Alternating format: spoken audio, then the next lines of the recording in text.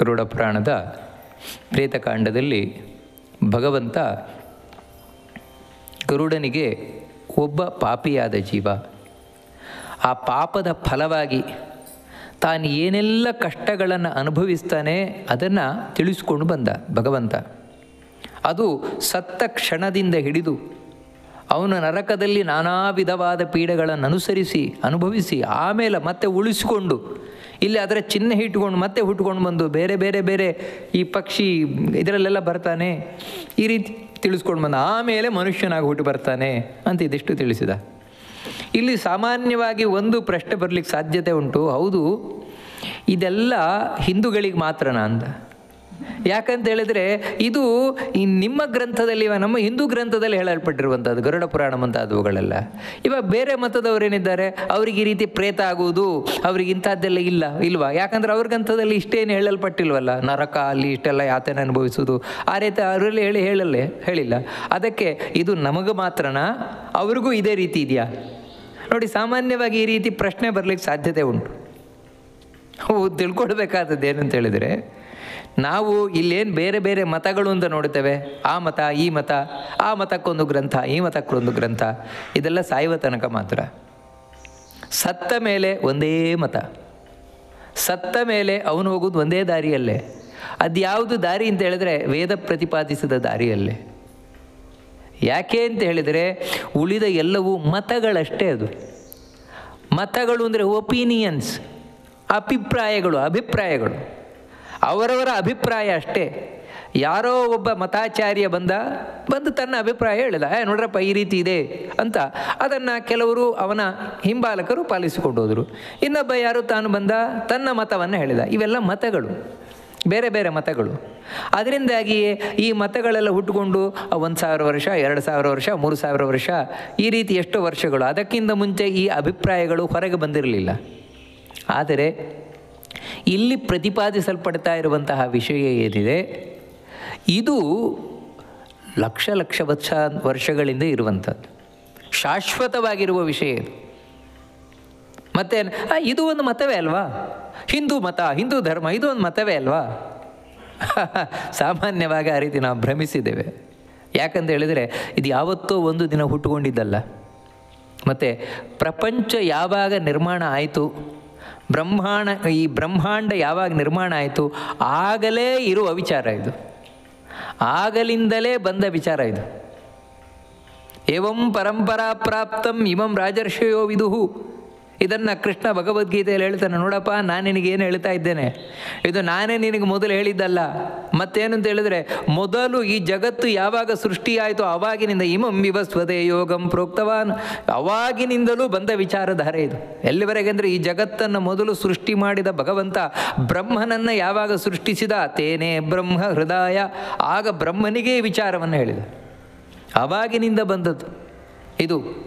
ಪ್ರಳಯ ಕಾಲದಲ್ಲಿ ಭಗವಂತನೊಳಗೆ ಇರುವ ವಿಚಾರ, ಆನಂತರ ಅಲ್ಲಿಂದ ಅದಕ್ಕೋಸ್ಕರ ಇದು ಶಾಶ್ವತವಾಗಿ ಇರುವ ವಿಚಾರ, ಒಂದೇ ರೀತಿ ಇರುವ ವಿಚಾರ, ವ್ಯತ್ಯಾಸವಾಗದ ವಿಚಾರ. ಅದರಿಂದಾಗಿಯೇ ಇಲ್ಲಿ ಏನು ಹೇಳಲ್ಪಟ್ಟಿದೆ ಇದರ ಅನುಭವ ಯಾರಿಗಾದರೂ ಒಬ್ರಿಗೆ ಸಿಗ್ಲಿಕ್ಕೆ ಸಾಧ್ಯತೆ ಉಂಟು. ನಾವು ಅದನ್ನು ಹಿಂದೆ ನೋಡಿದವು. ಕೆಲವರು ಯಾರು ಸತ್ತು ಬದುಕಿ ಬರ್ತಾರೆ, ಅವರ ಕೆಲವು ಅನುಭವಗಳು. ಯಾಕೆಂತ ಹೇಳಿದರೆ ಇದು ಸತ್ಯವಾದದ್ರಿಂದಲೇ ಅಂತಹ ಅನುಭವಗಳು. ಮುಂದೆಯೂ ನಾವು ಕೆಲವು ಅನುಭವಗಳನ್ನು ನೋಡ್ತೇವೆ ಈ ಪುರಾಣದಲ್ಲಿ ಹೇಳುವಂಥದ್ದು. ಕಾರಣ ಏನು ಅಂತ ಹೇಳಿದರೆ, ಇದು ಅನುಭವದಿಂದ ಮೂಡಿ ಬಂದದ್ದು. ಅಂದರೆ ಇದು ಹಿಂದಿನಿಂದ ಅನಾದಿ ಕಾಲದ, ಅದಕ್ಕೆ ಹೆಸರೇ ಸನಾತನ ಧರ್ಮ ಅಂತ. ಹಿಂದೂ ಧರ್ಮ ಅನ್ನುವಂಥದ್ದು ಮತ್ತೆ ಬಂದದ್ದು, ಬ್ರಿಟಿಷರ ನಂತರ ಬಂದದ್ದು. ಆದರೆ ನಿಜವಾಗಲೂ ಇದು ಸನಾತನ ಧರ್ಮ ಅಂತೇಳಿದರೆ ಹಿಂದಿನಿಂದಲೂ ಬಂದ ನಿಜವಾದ ಧರ್ಮ. ಅದಕ್ಕೆ ಇಲ್ಲಿ ಏನಿದೆಯೋ ಅದೇ ಆಗುವಂಥದ್ದು ಮುಂದೆ, ಅದರಲ್ಲಿ ಸಂಶಯವೇ ಇಲ್ಲ. ಅವರಿಗೆ ಬೇರೆ ಇವರಿಗೆ ಬೇರೆ ಅಲ್ಲ, ಎಲ್ರಿಗೂ ಒಂದೇ ರೀತಿ ಆಗುವಂಥದ್ದು ಅಲ್ಲ. ಹೌದು, ಹಾಗಿದ್ದ ಪಕ್ಷದಲ್ಲಿ ಇವಾಗ ಯಾರು ಇದು ಗೊತ್ತೇ ಇಲ್ಲ ಅವರಿಗೆ. ಇವಾಗ ಬೇರೆ ಮತದವರು ಅವರು ಹುಟ್ಟಿದಾಗಿನಿಂದ ಅವರದ್ದೇನು ಮತದ ಗ್ರಂಥ ಇದೆಯೋ ಅದನ್ನೇ ತಿಳ್ಕೊಂಡು ಹೋಗಿರ್ತಾರೆ, ಅದರ ಪ್ರಕಾರವೇ ಮಾಡ್ಕೊಂಡು ಹೋಗ್ತಾರೆ. ನೀವು ಹೇಳಿದಾಗ ಅವರಲ್ಲಿ ಪ್ರೇತ ಇದೆಯಾ, ಪ್ರೇತ ಬಾಧೆ ಅದು ಇದೆಲ್ಲ ಅವ್ರ ಮನೇಲಿ ಕಾಣಿಸ್ತದಾ? ನಂಗೆ ಕಾಣಿಸಲ್ವಲ್ಲ ಅಂತ ಹೇಳಿದ್ರೆ ನಾವು ನೋಡಿಲ್ಲ. ಆದರೆ ಒಂದು ವಿಚಾರ ಅಂತೂ ಸತ್ಯ, ಹಿಂದೆ ಇಲ್ಲೇನು ಪ್ರೇತ ಬಾಧೆಯ ಲಕ್ಷಣಗಳೆಲ್ಲ ಹೇಳಿಕೊಂಡು ಬಂತು. ಅದನ್ನು ನೀವು ಸೂಕ್ಷ್ಮವಾಗಿ ಗಮನಿಸಿ ನಂತರ ಯಾರು ಸನಾತನ ಧರ್ಮವನ್ನು ಅನುಸರಿಸ್ತಾ ಇಲ್ಲ ಸರಿಯಾಗಿ ಅವರ ಮನೆಗಳನ್ನು ಗಮನಿಸಿ. ಇದು ನಾನು ಬೇರೆ ಮತದವರಿಗೆ ಅಂತ ಹೇಳ್ತಾ ಇರುವುದಲ್ಲ, ಈ ಸನಾತನ ಧರ್ಮದಲ್ಲಿರುವವರಿಗೆ ಹೇಳ್ತಾ ಇರೋದು. ಯಾರು ಹಿಂದೂ ಅಂತ ಹೇಳ್ಕೊಂಡಿದ್ದಾರೆ ಅವರು ಕೂಡ ಈ ಧರ್ಮವನ್ನು ಸರಿಯಾಗಿ ಪಾಲಿಸದೇ ಇದ್ದರೆ ಅಲ್ಲಿಯೂ ನೀವು ಗಮನಿಸ್ಬೋದು ಇಲ್ಲಿ ಹೇಳಿರುವಂತಹ ತೊಂದರೆಗಳು. ಬೇರೆಯವರಲ್ಲೂ ನೀವು ಗಮನಿಸ್ಬೋದು. ಅಂದರೆ ಸೂಕ್ಷ್ಮವಾಗಿ ಇದರ ಬಗ್ಗೆ ನಾನು ವಿಶ್ಲೇಷಣೆಯನ್ನು ಇಲ್ಲಿ ಮಾಡಲಿಕ್ಕೆ ಹೋಗೋದಿಲ್ಲ, ಯಾಕಂದರೆ ಆ ವಿಶ್ಲೇಷಣೆ ಮಾಡೋದು ಸೂಕ್ತ ಆಗೋದೂ ಇಲ್ಲ, ಅದಕ್ಕೋಸ್ಕರ ಮಾಡಲಿಕ್ಕೆ ಹೋಗೋದಿಲ್ಲ. ನೀವೇ ಇದನ್ನು ಮಾಡ್ಕೊಳ್ಬೇಕಾದದ್ದು. ಮಾಡಿದರೆ ನಿಮಗೆ ಅದು ಸ್ಪಷ್ಟ ಆಗ್ತದೆ. ಓ ಹೌದು, ಗರುಡ ಪುರಾಣದಲ್ಲಿ ಹೇಳಿರುವಂಥದ್ದು ಸ್ಪಷ್ಟವಾದ ವಿಚಾರಧಾರೆಗಳಿದು, ಸಮಸ್ಯೆಗಳು ಬಂದೇ ಬರ್ತದೆ ಅಂತ ಸೂಕ್ಷ್ಮವಾಗಿ ಗಮನಿಸಿದಾಗ ಗೊತ್ತಾಗೇ ಆಗುತ್ತೆ. ಅದರಿಂದಾಗಿ ಇದು ನಿಜವಾದ ಮಾರ್ಗ. ಒಬ್ಬ ವ್ಯಕ್ತಿ ಮರಣ ಹೊಂದಿದ ಮೇಲೆ ನಿಜವಾಗಿ ಹೋಗಬೇಕಾದ ಮಾರ್ಗ. ಇಲ್ಲಿ ನಮ್ಗೆ ಇನ್ನೊಂದು ಪ್ರಶ್ನೆ ಬರ್ತದೆ, ಅಲ್ರಿ ಇವಾಗ ನಮಗಾದರೆ ನೀವು ಹೇಳಿದಿರಿ ಯಮಧರ್ಮನ ಮುಂದೆ ನಿಂತಾಗ ಅಲ್ಲಿ ಕೇಳ್ತಾರೆ ಚಿತ್ರಗುಪ್ತರು, ನೀವು ಯಾಕೆ ನಿಮ್ಗೆ ಗೊತ್ತಿರಲಿಲ್ಲ, ನೀವು ಕೇಳಬೇಕಿತ್ತು, ಪುರಾಣ ಹೇಳ್ತಾ ಇದ್ರಲ್ವಾ, ಪುರಾಣ ಕೇಳಬೇಕಿತ್ತು, ಗರುಡ ಪುರಾಣ ಹೇಳ್ತಾ ಇದ್ರಲ್ವಾ, ಕೇಳಬೇಕಿತ್ತು. ಅಲ್ರಿ ಇವಾಗ ಬೇರೆ ಮತದಲ್ಲಿ ಬಂದವರಿಗೆ ಈ ವಿಚಾರವೇ ಗೊತ್ತಿಲ್ಲ, ಅವರಿಗೆ ಈ ಪುರಾಣ ಅವರಲ್ಲಿ ಇಲ್ವೇ ಇಲ್ಲ. ಇದೆಲ್ಲ ಹಾಗಿರ್ಬೇಕು, ಅವ್ರಿಗೆ ಗೊತ್ತಾಗ್ಲಿಕ್ಕಾದರೆ ಯಾಕೆ ಸಾಧ್ಯ ಇದೆ? ಗೊತ್ತಾಗ್ಲಿಕ್ಕೆ ಸಾಧ್ಯವೇ ಇಲ್ವಲ್ಲ ಅವರಿಗೆ. ಅದರಿಂದಾಗಿ ಅವರಿಗೆ ಗೊತ್ತಾಗದೇ ಇದ್ದರೆ ಅದು ತಪ್ಪಲ್ವಲ್ಲ, ಗೊತ್ತಾಗೂ ಮಾಡಿದರೆ ತಪ್ಪು, ಗೊತ್ತಾಗಲೇ ಇಲ್ವಲ್ಲ. ಅದರಿಂದಾಗಿ ಅವರಿಗೆ ಹೇಗೆ ಶಿಕ್ಷೆ ಸಿಗ್ಲಿಕ್ಕೆ ಸಾಧ್ಯ? ಇದು ಇನ್ನೊಂದು ಪ್ರಶ್ನೆ ಬರಲಿಕ್ಕೆ ಸಾಧ್ಯತೆ ಉಂಟು. ನೋಡಿ, ವಾಸ್ತವಿಕವಾಗಿ ಯಾವನೇ ಒಬ್ಬ ವ್ಯಕ್ತಿ, ಇದನ್ನೇ ಕೃಷ್ಣ ಭಗವದ್ಗೀತೆಯಲ್ಲಿ ಸ್ಪಷ್ಟ ಹೇಳಿದ್ದು, ವ್ಯವಸಾಯಾತ್ಮಿಕ ಬುದ್ಧಿ ಏಕೇಹ ಕುರುನಂದನ ಅಂತ. ಯಾರೇ ಆಗಲಿ ಅವನು ಸರಿಯಾಗಿ ವಿಚಾರ ಮಾಡಿದ ಅಂತ ಹೇಳಿದ್ರೆ ಅವನಿಗೆ ತೋರುವುದು ಒಂದೇ ಸತ್ಯ ಅಂತ. ಅವನು ಯಾವುದೇ ಮತದವನಾಗಲಿ ಅವನು ವಿಚಾರ ಮಾಡಿದರೆ ಅವನಿಗೆ ತೋರುವುದು ಒಂದೇ ಸತ್ಯ. ಆದರೆ ಅವನು ಆ ಮತದ ಆಗ್ರಹ ಇಟ್ಕೊಂಡ ಅಂತ ಹೇಳಿದರೆ ಅವನಿಗೆ ಸತ್ಯ ಕಾಣಲ್ಲ, ಯಾವತ್ತೂ ಸತ್ಯ ಕಾಣಲ್ಲ. ಯಾವಾಗ ಆ ಮತದ ಆಗ್ರಹವನ್ನು ಬಿಟ್ಟು ನಾನು ಹುಟ್ಟಿದ್ದೇನೆ ಅದರಿಂದಾಗಿ ನನ್ನ ಮತವೇ ಸತ್ಯ ಈ ರೀತಿ ತಿಳಿಯುವುದನ್ನು ಬಿಟ್ಟು ಹೌದು ನಿಜವಾದ ಸತ್ಯ ಯಾವುದು ನೋಡೋಣ ಅಂಥೇಳಿ ಅವನು ಇದನ್ನು ನೋಡಿದ, ಈ ಸನಾತನ ಧರ್ಮವನ್ನು ತಾನು ನೋಡಿದ, ಇದರ ಬಗ್ಗೆ ಚಿಂತನೆಯನ್ನು ಮಾಡಿದ, ವಿಶ್ಲೇಷಣೆ ಮಾಡಿದ, ಆವಾಗ ಅವನಿಗೆ ಗೊತ್ತಾಗುತ್ತೆ ಸತ್ಯ ಯಾವುದು ಅನ್ನುವಂಥದ್ದು. ಅಂದರೆ ಇದು ವಿಶ್ಲೇಷಣೆಯಿಂದ ಮಾತ್ರ ಗೊತ್ತಾಗುವಂಥದ್ದು. ವಿಶ್ಲೇಷಣೆಯನ್ನು ಮಾಡದೆ ಯಾರು ಆಗ್ರಹದಿಂದ ಕೂಡುತ್ತಾನೆ, ನಾನು ಹುಟ್ಟಿದ್ರಿಂದ ಇದೇ ಸತ್ಯ ಅಂತ, ಅಂಥವರಿಗೆ ಯಾವತ್ತೂ ಸತ್ಯ ಗೊತ್ತಾಗುವುದೇ ಇಲ್ಲ. ವಾಸ್ತವಿಕವಾಗಿ ಕಲಿಯುಗದಲ್ಲಿ ಇದೇ ದೊಡ್ಡ ದೋಷ. ಮನುಷ್ಯ ತಪ್ಪು ಮಾರ್ಗದಲ್ಲಿ ಬಂದುಬಿಡ್ತಾನೆ. ಹುಟ್ಟುವುದು ಹಾಗೆ, ತಾನು ಯಾವುದೋ ಒಂದು ತಪ್ಪಾದ ಜಾಗದಲ್ಲಿ ಹುಟ್ಟಿ ಬರ್ತಾನೆ. ಅಂದರೆ ದುಷ್ಟರ ಒಂದು ಸಂಘದಲ್ಲಿ ಹುಟ್ಟಿ ಬರ್ತಾನೆ. ಆ ದುಷ್ಟ ಸಂಘದಲ್ಲಿ ಬಂದು ದುಷ್ಟ ವಿಚಾರಧಾರೆಗಳನ್ನೇ ತನ್ನಲ್ಲಿ ಅಳವಡಿಸಿಕೊಳ್ಳೋದು ಮಾತ್ರ ಅಲ್ಲ, ಈ ಕಲಿಯುಗದ ಪ್ರಭಾವದಿಂದಾಗಿ ಅದೇ ಸತ್ಯ ಅಂತ ಅವನಿಗೆ ಕಾಣಲಿಕ್ಕೆ ಶುರುವಾಗುತ್ತೆ. ವಾಸ್ತವಿಕವಾಗಿ ಇದು ಹೇಗಂತ ಹೇಳಿದರೆ ಕೇವಲ ಆಗ್ರಹದಿಂದ ಅವರಿಗೆ ಪ್ರಶ್ನೆ ಮಾಡಿದರೆ ಉತ್ತರ ಇರೋಲ್ಲ ಅವರ ಹತ್ರ. ನಾವು ನಿಜವಾದ ಪ್ರಶ್ನೆ ಮಾಡಿದರೆ ಇಂತಹ ಆಗ್ರಹದಿಂದ ಕೂಡಿದಂತಹ ದುಷ್ಟ ಮತದವರೇನಿದ್ದಾರೆ ಅವರ ಹತ್ರ ನಿಜವಾದ ಉತ್ತರ ಇರೋಲ್ಲ. ಮತ್ತೇನೆಂದರೆ ನಿಮ್ಮ ಪ್ರಶ್ನೆಗಳಿಗೆ ಹೊಡೆಯುವುದು ಬಡಿಯುವುದೇ ಉತ್ತರ ಅವರಿಗೆ, ಯಾಕಂದರೆ ಬೇರೆ ರೀತಿ ಉತ್ತರ ಕೊಡಲಿಕ್ಕೆ ಬರೋಲ್ಲ. ಅದರಿಂದಾಗಿಯೇ ಅವರಿಗೆ ನೋಡಿ ಸರಿಯಾಗಿ ಉತ್ತರವನ್ನು ಕೊಟ್ಟು ಒಬ್ಬ ವ್ಯಕ್ತಿಯನ್ನು ಒಪ್ಪಿಸ್ಲಿಕ್ಕೆ ಸಾಧ್ಯ ಇಲ್ಲದೆ ಇರುವುದರಿಂದಲೇ ಅವರು ಕಂಡುಕೊಂಡ ಮಾರ್ಗ ಏನು ಅಂದರೆ ಮತಾಂತರ ಅಂತ ಹೇಳಿದ್ರೆ ಒಬ್ಬ ವ್ಯಕ್ತಿಯನ್ನು ಬಲಾತ್ಕಾರದಿಂದ ತಮ್ಮ ಮತಕ್ಕೆ ಅವನನ್ನು ಸೆಳೆದುಕೊಳ್ಳುವುದು. ಎರಡು ರೀತಿಯಿಂದ, ಅವನಿಗೆ ಆಮಿಷಗಳನ್ನು ಒಡ್ಡಿ ನಾನಾ ವಿಧವಾದ ಆಸೆಯನ್ನು ಹುಟ್ಟಿಸಿ ಅವನನ್ನು ಈ ಕಡೆ ತಮ್ಮ ಮತದ ಕಡೆ ಎಳ್ಕೊಳ್ಳೋದು, ಅಥವಾ ಬಲಾತ್ಕಾರದಿಂದ ಅವನನ್ನು ತಮ್ಮ ಮತದ ಕಡೆಗೆ ಎಳ್ಕೊಳ್ಳುವಂಥದ್ದು. ನೀವು ಈ ಸನಾತನ ಧರ್ಮವನ್ನು ಹೊರತುಪಡಿಸಿ ಬೇರೆ ಮತಗಳು ಬೆಳೆದದ್ದೇ ಹೀಗೆ, ಕೇವಲ ಬಲಾತ್ಕಾರದಿಂದ ಅಥವಾ ಆಸೆ ಆಮಿಷಗಳನ್ನು ಒಡ್ಡಿಯೇ ಅದು ಬೆಳೆದದ್ದೇ ಹೊರತು ನಿಜವಾಗಲೇ ಆ ವಿಚಾರಧಾರೆಯನ್ನು ಚಿಂತನೆಯನ್ನು ಮಾಡಿ ಒಪ್ಪಿಕೊಂಡವರು ಬಹಳ ಕಡಿಮೆ. ಯಾಕಂತ ಹೇಳಿದ್ರೆ ಅದಕ್ಕೆ ಬೇಕಾದ ಅಲ್ಲಿ ಸಾಧನೆಗೆ ಬೇಕಾದ ವಿಚಾರಗಳಿಲ್ಲ. ಇನ್ನೊಂದೇನು ಅಂತ ಹೇಳಿದ್ರೆ ನಾಸ್ತಿಕರಿಗೆ ಖುಷಿಯಾಗುವಂಥದ್ದು ಮೇಲುನೋಟಕ್ಕೆ, ಅವರದ್ದು ಸಾಧಕರಿಗಲ್ಲ. ಅದಕ್ಕೆ ನಿಜವಾದ ಸಾಧಕರು ಯಾವತ್ತೂ ಆ ಕಡೆ ಹೋಗೋದಿಲ್ಲ. ಅದರಿಂದಾಗಿ ನಿಜವಾದ ಮಾರ್ಗ ಇದೆ. ಎಲ್ಲಿ ಎಲ್ಲ ಪ್ರಶ್ನೆಗಳಿಗೂ ಉತ್ತರ ಇದೆಯೋ ಸರಿಯಾದದ್ದು ಅದೇ ಮಾರ್ಗ. ಎಲ್ರಿಗೂ ಇದೇ ಆಗುವಂಥದ್ದು ಸತ್ತ ಮೇಲೆ ಬಳಿಕ ಒಂದೇ ಮಾರ್ಗ. ಅದಕ್ಕಾಗಿ ಆ ಮತದವರಿಗೆ ಬೇರೆ, ಈ ಮತದವರಿಗೆ ಬೇರೆ ಅಂತ ನಾವು ಎಣಿಸಲಿಕ್ಕೇ ಇಲ್ಲ. ಈ ಪ್ರಶ್ನೆಯನ್ನು ನಾವು ಸ್ಪಷ್ಟ ಮಾಡಿಕೊಂಡು ಆಮೇಲೆ ಇಲ್ಲಿ ಭಗವಂತ ಮುಂದಿನ ವಿಚಾರ ಏನು ಹೇಳ್ತಾನೆ ಅದನ್ನು ನಾವು ಕೇಳಬೇಕಾದದ್ದು. ಗರುಡ ಹೇಳ್ತಾನೆ, ಹೌದು, ಒಬ್ಬ ವ್ಯಕ್ತಿ ಇಲ್ಲಿ ಹುಟ್ಟಿ ಬರ್ತಾನೆ, ಹುಟ್ಟಿ ಬಂದ ಮೇಲೆ ಇಲ್ಲಿ ಏನೇನು ಕಷ್ಟವನ್ನು ಅನುಭವಿಸ್ತಾನೆ. ಈ ಮನುಷ್ಯ ಜನ್ಮ ಅದು ಕೂಡ ಸುಖಕರವಾದದ್ದಲ್ಲ ಅಂತ ಹೇಳಿದ ಭಗವಂತ. ಹೇಗೆ ಇಲ್ಲಿ ಏನು ಕಷ್ಟ ಅನುಭವಿಸ್ತಾನೆ ಮತ್ತೆ ಅಂತ ಹೇಳಿದಾಗ ಭಗವಂತ ಗರುಡನಿಗೆ ತಿಳಿಸ್ತಾನೆ. ಇದೇ ವಿಚಾರ ಭಾಗವತದಲ್ಲೂ ಬರ್ತದೆ. ಭಾಗವತದ 3ನೇ ಸ್ಕಂದದಲ್ಲಿ ಕಪಿಲ ವಾಸುದೇವ ಈ ವಿಚಾರವನ್ನೇ ಹೇಳ್ತಾನೆ. ಇದೇ ವಾಕ್ಯಗಳೇ ಅಲ್ಲೂ ಕೂಡ ಬರ್ತದೆ. ಅದನ್ನೇ ಇಲ್ಲಿ ಭಗವಂತ ತಾನು ತಿಳಿಸ್ಕೊಂಡು ಹೋಗ್ತಾನೆ ಗರುಡನಿಗೆ. ನೋಡು, ವಾಸ್ತವಿಕವಾಗಿ ಒಬ್ಬ ವ್ಯಕ್ತಿ ತಾನು ಪಾಪದ ಫಲವನ್ನೆಲ್ಲ ಅನುಭವಿಸಿ ಮುಗಿಸಿ ಆಯಿತು, ಆಮೇಲೆ ಇಲ್ಲಿಗೆ ಬರಬೇಕು. ಅವಾಗೇನು ಅಂತ ಹೇಳಿದ್ರೆ ಅವನು ನರಕದಿಂದಲೂ ಸ್ವರ್ಗದಿಂದಲೂ, ಅಲ್ಲ ಪಾಪಿ ಸ್ವರ್ಗಕ್ಕೆ ಹೋಗ್ತಾನ ಅಂತ ಹೇಳಿದ್ರೆ ಏನೋ ಚೂರು ಚೂರು ಪುಣ್ಯ ಮಾಡಿರ್ತಾನಲ್ವ, ಪುಣ್ಯದ ಫಲ ಅನುಭವಿಸ್ಲಿಕ್ಕೆ ಸ್ವರ್ಗಕ್ಕೆ ಹೋಗ್ತಾನ. ಯಾಕಂತ ಹೇಳಿದ್ರೆ ಯಾರು ಪುಣ್ಯವೇ ಮಾಡೋದಿಲ್ಲ ಅಂಥ ವ್ಯಕ್ತಿ ಮಹಾ ಕೆಳಗಿನ ನರಕಕ್ಕೆ ಹೋಗ್ತಾನ. ಕೆಳಗಿನ ಅದೇ ಅಂಧಂತಮಸ್ಸು ಅಂದಲ್ಲಿ ಹೋಗ್ತಾನೆ. ಅವನು ಏನಾದರೂ ಇವಾಗ ದುರ್ಯೋಧನ ಮಹಾಪಾಪಿ ಅವನು, ಆಗಿದ್ರೂ ಕೂಡ ಅವನು ಸ್ವಲ್ಪ ಸ್ವರ್ಗಕ್ಕೆ ಹೋದ. ಅದು ಯಾವ ಸ್ವರ್ಗ ಅಂತ ಹೇಳಿದ್ರೆ ನಿಜವಾದ ಸ್ವರ್ಗ ಅಲ್ಲ, ಮತ್ತು ಸ್ವರ್ಗದ ಕೆಳಗೊಂದಿದೆ ಸಾಂಕಲ್ಪಿಕ ಸ್ವರ್ಗ ಅಂತ. ಸ್ವರ್ಗದ ಕೆಳಗೆ ಅದಿರುವಂಥದ್ದು, ನಿಜವಾದ ಸ್ವರ್ಗ ಅಲ್ಲ ಅದು. ಅಂತಹ ಸ್ವರ್ಗಕ್ಕೆ ಹೋಗಿ ಬರ್ತಾನೆ. ಯಾವ ರೀತಿ, ಇವಾಗ ಬಾಳೆಹಣ್ಣಲ್ಲ, ಬಾಳೆಹಣ್ಣು ಸಿಪ್ಪೆಯಲ್ಲಿ ಸ್ವಲ್ಪ ಅಂಟ್ಕೊಂಡಿರ್ತದಲ್ವ, ಆ ರೀತಿ. ಅಂದರೆ ಅದನ್ನು ನೀವು ಕೆರೆದು ತಿನ್ಲಿಕ್ಕೆ ಬರುತ್ತೆ, ಅದು ನಿಜವಾಗ್ಲೂ ಬಾಳೆಹಣ್ಣಲ್ಲ ಅದು. ಆ ರೀತಿ ಇದು ಸಾಂಕಲ್ಪಿಕ ಸ್ವರ್ಗ ಅನ್ನುವಂಥದ್ದು. ಅದೇನೆಂದರೆ ಈ ಸ್ವರ್ಗದ ಕೆಳಗೆ ಇರುವಂಥದ್ದು. ಅಲ್ಲಿಗೆ ಹೋಗ್ತಾರೆ. ಅಲ್ಲಿಗೆ ಹೋಗಿ ಸ್ವಲ್ಪ ಏನು ಸುಖದಾಗ ಅನುಭವಿಸಿ ಮತ್ತೆ ಬರೋದುಂಟು. ಹಾಗೆಯೇ ಈ ಪಾಪಿಗಳು ತಾವು ತಮ್ಮ ಪಾಪ ಪುಣ್ಯಗಳನ್ನು ಸರಿ ಮಾಡಿಕೊಂಡ ಮೇಲೆ ಇಲ್ಲಿ ಬರ್ತಾರೆ. ಹೇಗೆ ಬರ್ತಾರೆ ಅಂತೇಳಿದರೆ, ಮೊದಲು ತಂದೆಯನ್ನು ಸೇರಿಕೊಂಡು ಆಮೇಲೆ ತಾಯಿಯನ್ನು, ಅಂದರೆ ತಂದೆಯ ವೀರ್ಯವನ್ನು ಸೇರಿಕೊಳ್ತಾರೆ, ಆಮೇಲೆ ತಾಯಿಯ ಗರ್ಭವನ್ನು ಸೇರಿಕೊಳ್ತಾರೆ.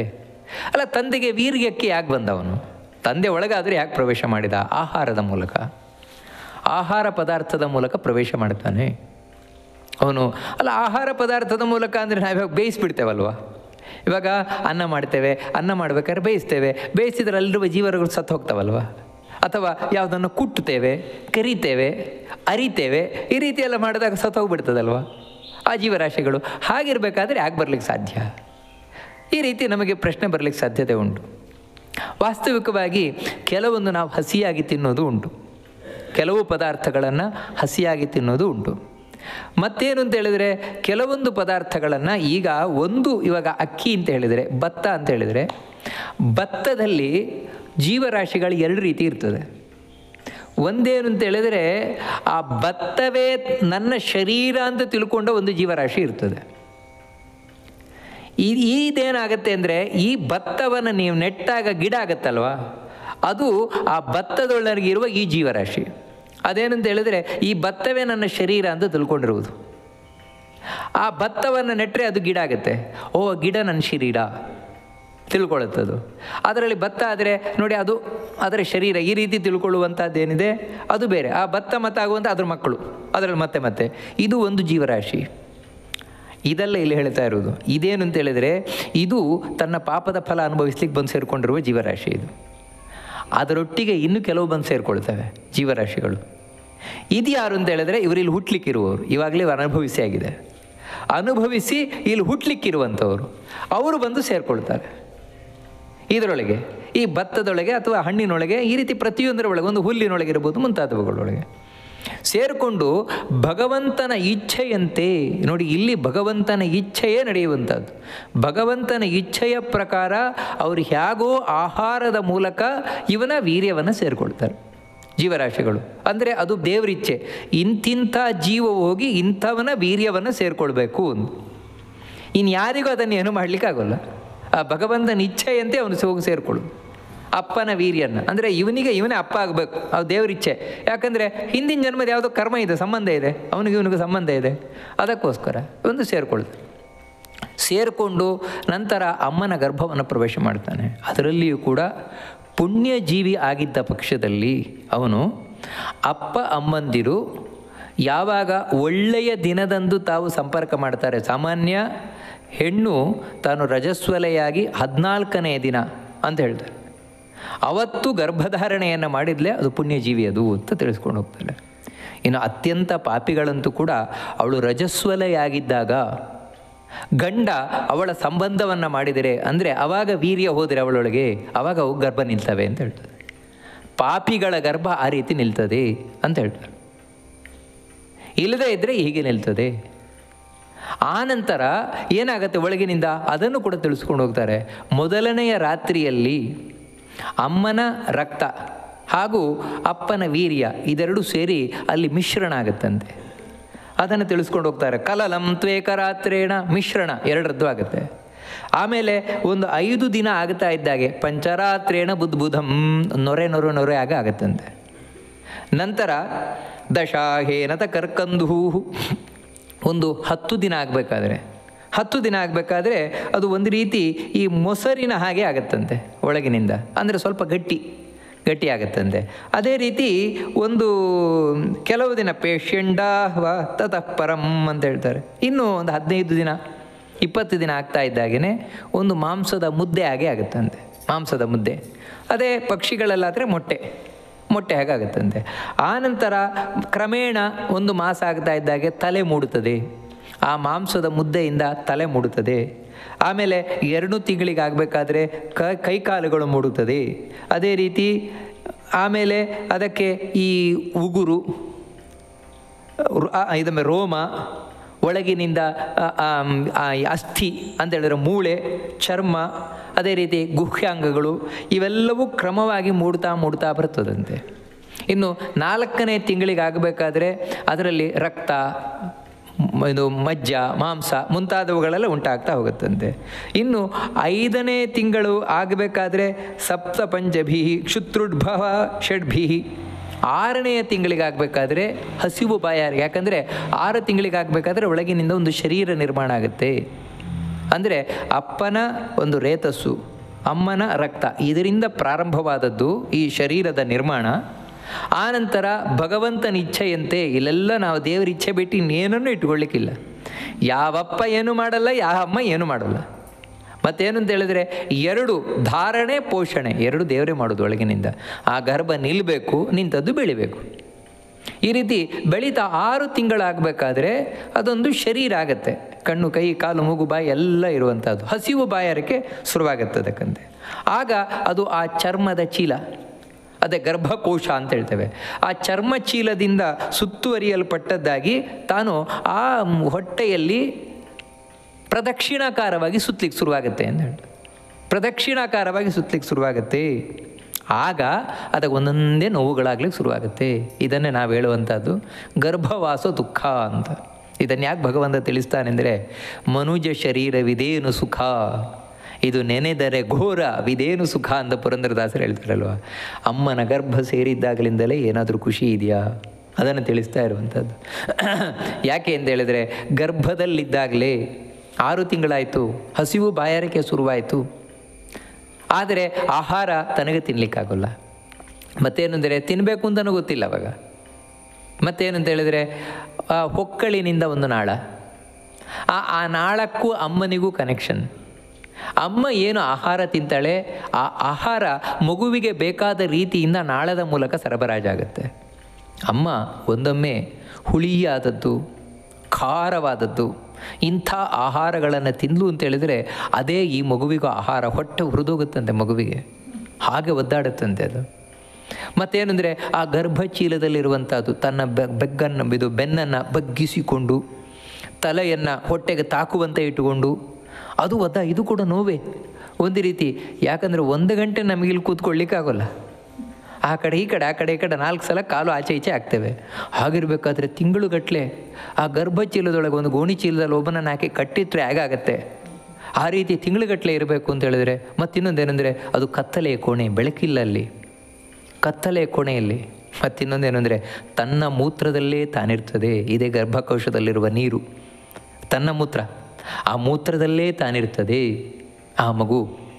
ಮತ್ತಿನ್ನೊಂದೇನಂತ ಹೇಳಿದರೆ ಪಕ್ಕದಲ್ಲೇ ಅಮ್ಮನ ಈ ಮೂತ್ರಕೋಶ, ಅದರಲ್ಲಿರುವಂತಹ ಕ್ರಿಮಿಗಳೂ ಬಂದು ಕಚ್ಚುತ್ತಾ ಇರ್ತವಂತೆ. ಆದರೆ ಕ್ರಿಮಿ ಕಚ್ಚಿದ್ರೆ ಏನಾಗುತ್ತೆ? ಹೌದು, ನಮಗೆ ಸೊಳ್ಳೆ ಕಚ್ಚಿದ್ರೆ ಏನಾಗಲ್ಲ. ಯಾಕಂತ ಹೇಳಿದ್ರೆ ಇಲ್ಲಿ ನಾವು ದೊಡ್ಡವರಾದ್ಮೇಲೆ ಚರ್ಮವು ಒರಟಾಗತ್ತೆ. ಆದರೆ ಗರ್ಭದಲ್ಲಿದ್ದಾಗ ಬೆಣ್ಣೆಯಂತಿರುವ ಶರೀರ ಅದು. ಅದರಿಂದಾಗಿ ಎಲ್ಲಿವರೆಗೆ ಅಂದರೆ ಎಷ್ಟೋ ಕಡೆ ಮಗು ಹುಟ್ಟಿದ ಮೇಲೆ ಆ ಮಗುವನ್ನು ಬದಲು ಮಾಡೋದುಂಟು. ಬದಲು ಮಾಡೋದು ಅಂತ ಹೇಳಿದ್ರೆ ಆ ಮಗುವಿನ ಮುಖದ ಚರ್ಯೆ ಅದನ್ನು ಹಿಂದಿನವರು ಅದಕ್ಕೋಸ್ಕರ ಅಯ್ಯೋ ಆಗ ಮೂಗು ಸಣ್ಣದಿದೆ ಅಂದರೆ ಅದನ್ನು ಪ್ರತಿದಿನವೂ ಕೂಡ ಹುಟ್ಟಿದ ಕೂಡಲೇ ಅದನ್ನು ತಿಕ್ಕಿ ತಿಕ್ಕಿ ತಿಕ್ಕಿ ತಿಕ್ಕಿ ಸ್ವಲ್ಪ ಉದ್ದ ಮಾಡ್ತಾಯಿದ್ರು. ಅಂದರೆ ಇದೆಲ್ಲ ಸಾಧ್ಯ ಇರ್ತಾಯಿತ್ತು ಹಿಂದೆ. ಯಾಕಂತ ಹೇಳಿದ್ರೆ ಹುಟ್ಟಿದಾಗ ಮಗು ಬೆಣ್ಣೆ ಆಗಿರುತ್ತದೆ. ಆವಾಗ ಅದನ್ನು ಹೇಗೆ ಬೇಕಾದರೂ ಬದಲು ಮಾಡಲಿಕ್ಕೆ ಸಾಧ್ಯ ಉಂಟು ಆ ಮಗುವನ್ನು. ಅಂದರೆ ಅಷ್ಟು ಸೂಕ್ಷ್ಮ. ಆ ಮಗುವಿಗೆ ನಾನಾ ವಿಧವಾದ ಕ್ರಿಮಿಗಳು ಕಚ್ಚುತ್ತವೆ, ಅದರ ವೇದನೆ ಒಂದು ಕಡೆಯಿಂದ. ಮತ್ತೊಂದು ಕಡೆಯಿಂದ ಅಮ್ಮ ಬಗ್ಗಿದ್ಲು ಅಂತ ಹೇಳಿದ್ರೆ ಮಗುವಿಗೆ ಅದು ಒತ್ತಿದಾಗತ್ತೆ, ಅದರ ವೇದನೆ. ಮತ್ತೇನೆಂದರೆ ಒಂದೇ ಕಡೆ ಇರಬೇಕು, ಅದರ ವೇದನೆ. ಈ ರೀತಿ ನಾನಾ ವಿಧವಾದ ವೇದನೆಯನ್ನು ಆ ಗರ್ಭದಲ್ಲಿರಬೇಕಾದ್ರೆ ಮಗು ಅನುಭವಿಸ್ತದಂತೆ. ಅದಕ್ಕೆ ಹಿಂದಿನ ನೆನಪುಗಳಾಗುವುದು ಉಂಟವಾಗ. ಇದೆಲ್ಲ ಏನು ಅಂತ ಹೇಳಿದರೆ ನೋಡಿ, ಗರುಡ ಪುರಾಣ ಸುಮ್ಮನೆ ಹೇಳೋದಲ್ಲ, ಮತ್ತು ಆಧುನಿಕ ವಿಜ್ಞಾನವು ಇದನ್ನು ಕಂಡುಕೊಂಡಿದೆ. ಆ ಮಗುವಿನಲ್ಲಿ ಆಗುವಂತಹ ನಾನಾ ವಿಧವಾದಂತಹ ಪ್ರತಿಕ್ರಿಯೆಗಳು, ಇದನ್ನು ಈ ಇಂಡಿಯನ್ ಎಕ್ಸ್ಪ್ರೆಸ್ ಅಂತ ಆ ಪತ್ರಿಕೆಯಲ್ಲಿ ಆ ಚಿತ್ರ ಸಮೇತ ಫೋಟೋ ಸಮೇತ ಹಾಕಿದ್ದುಂಟು. ಮಗು ಆ ಗರ್ಭದಲ್ಲಿದ್ದಾಗ ಕೆಲವೊಮ್ಮೆ ಗಂಭೀರವಾಗಿರ್ತದೆ, ಕೆಲವು ಸಲ ನೆಗಾಡ್ತದೆ ಮಗು, ಕೆಲವು ಸಲ ಅಳುತ್ತದೆ.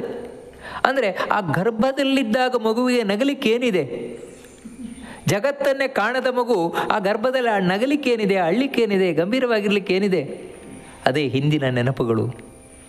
ಇದನ್ನು ಗರುಡ ಪುರಾಣ ಹೇಳುತ್ತದೆ. ವಿಜ್ಞಾನಕ್ಕೆ ಗೊತ್ತಿಲ್ಲ ಅದು, ಆದರೆ ಗರುಡ ಪುರಾಣ ಹೇಳುತ್ತದೆ ಹಿಂದಿನ ನೆನಪು, ಹಿಂದಿನ ಜನ್ಮದ ನೆನಪುಗಳು. ಅದರಲ್ಲಿ ಪುಣ್ಯಾತ್ಮನಾಗಿದ್ದ ಪಕ್ಷದಲ್ಲಿ ಭಗವಂತನಿಗೆ ಮೊರೆ ಹೋಗ್ತಾನಂತೆ. ಯಾರಾದರೂ ಪುಣ್ಯಾತ್ಮ ಅಮ್ಮನ ಗರ್ಭ ಸೇರಿಕೊಂಡಿದ್ರೆ ಅದಕ್ಕೆ ಉದಾಹರಣೆ ಹೇಳ್ತಾರೆ. ನಾಥಮಾನ ಅಂತ ಒಬ್ಬ ಋಷಿ. ಆ ನಾಥಮಾನ ಋಷಿ ಹೀಗೆ ಅಮ್ಮನ ಗರ್ಭದಲ್ಲಿ ಸೇರ್ಕೊಂಡ್ಬಿಟ್ಟಿದ್ದಾನೆ. ಅವನಿಗಿದೆ 6 ತಿಂಗಳು ಆಗ್ತಾ ಇದ್ದಾಗೇ ಆ ವೇದನೆ. ಅಲ್ರಿ, ಅಂಥ ಪುಣ್ಯಾತ್ಮರಿಗೂ ಗರ್ಭವಾಸ ದುಃಖ ವೇದನೆ ಇರ್ತದ ಅಂತ ಹೇಳಿದ್ರೆ ಹೌದು ಇರ್ತದೆ. ಆದರೆ ನಮ್ಮ ಹಾಗಲ್ಲ, ಕಡಿಮೆ ಅಷ್ಟೇ. ನಮ್ಮದು ಹೆಚ್ಚು, ಅಷ್ಟಿರೋಲ್ಲ ಅಷ್ಟೇ.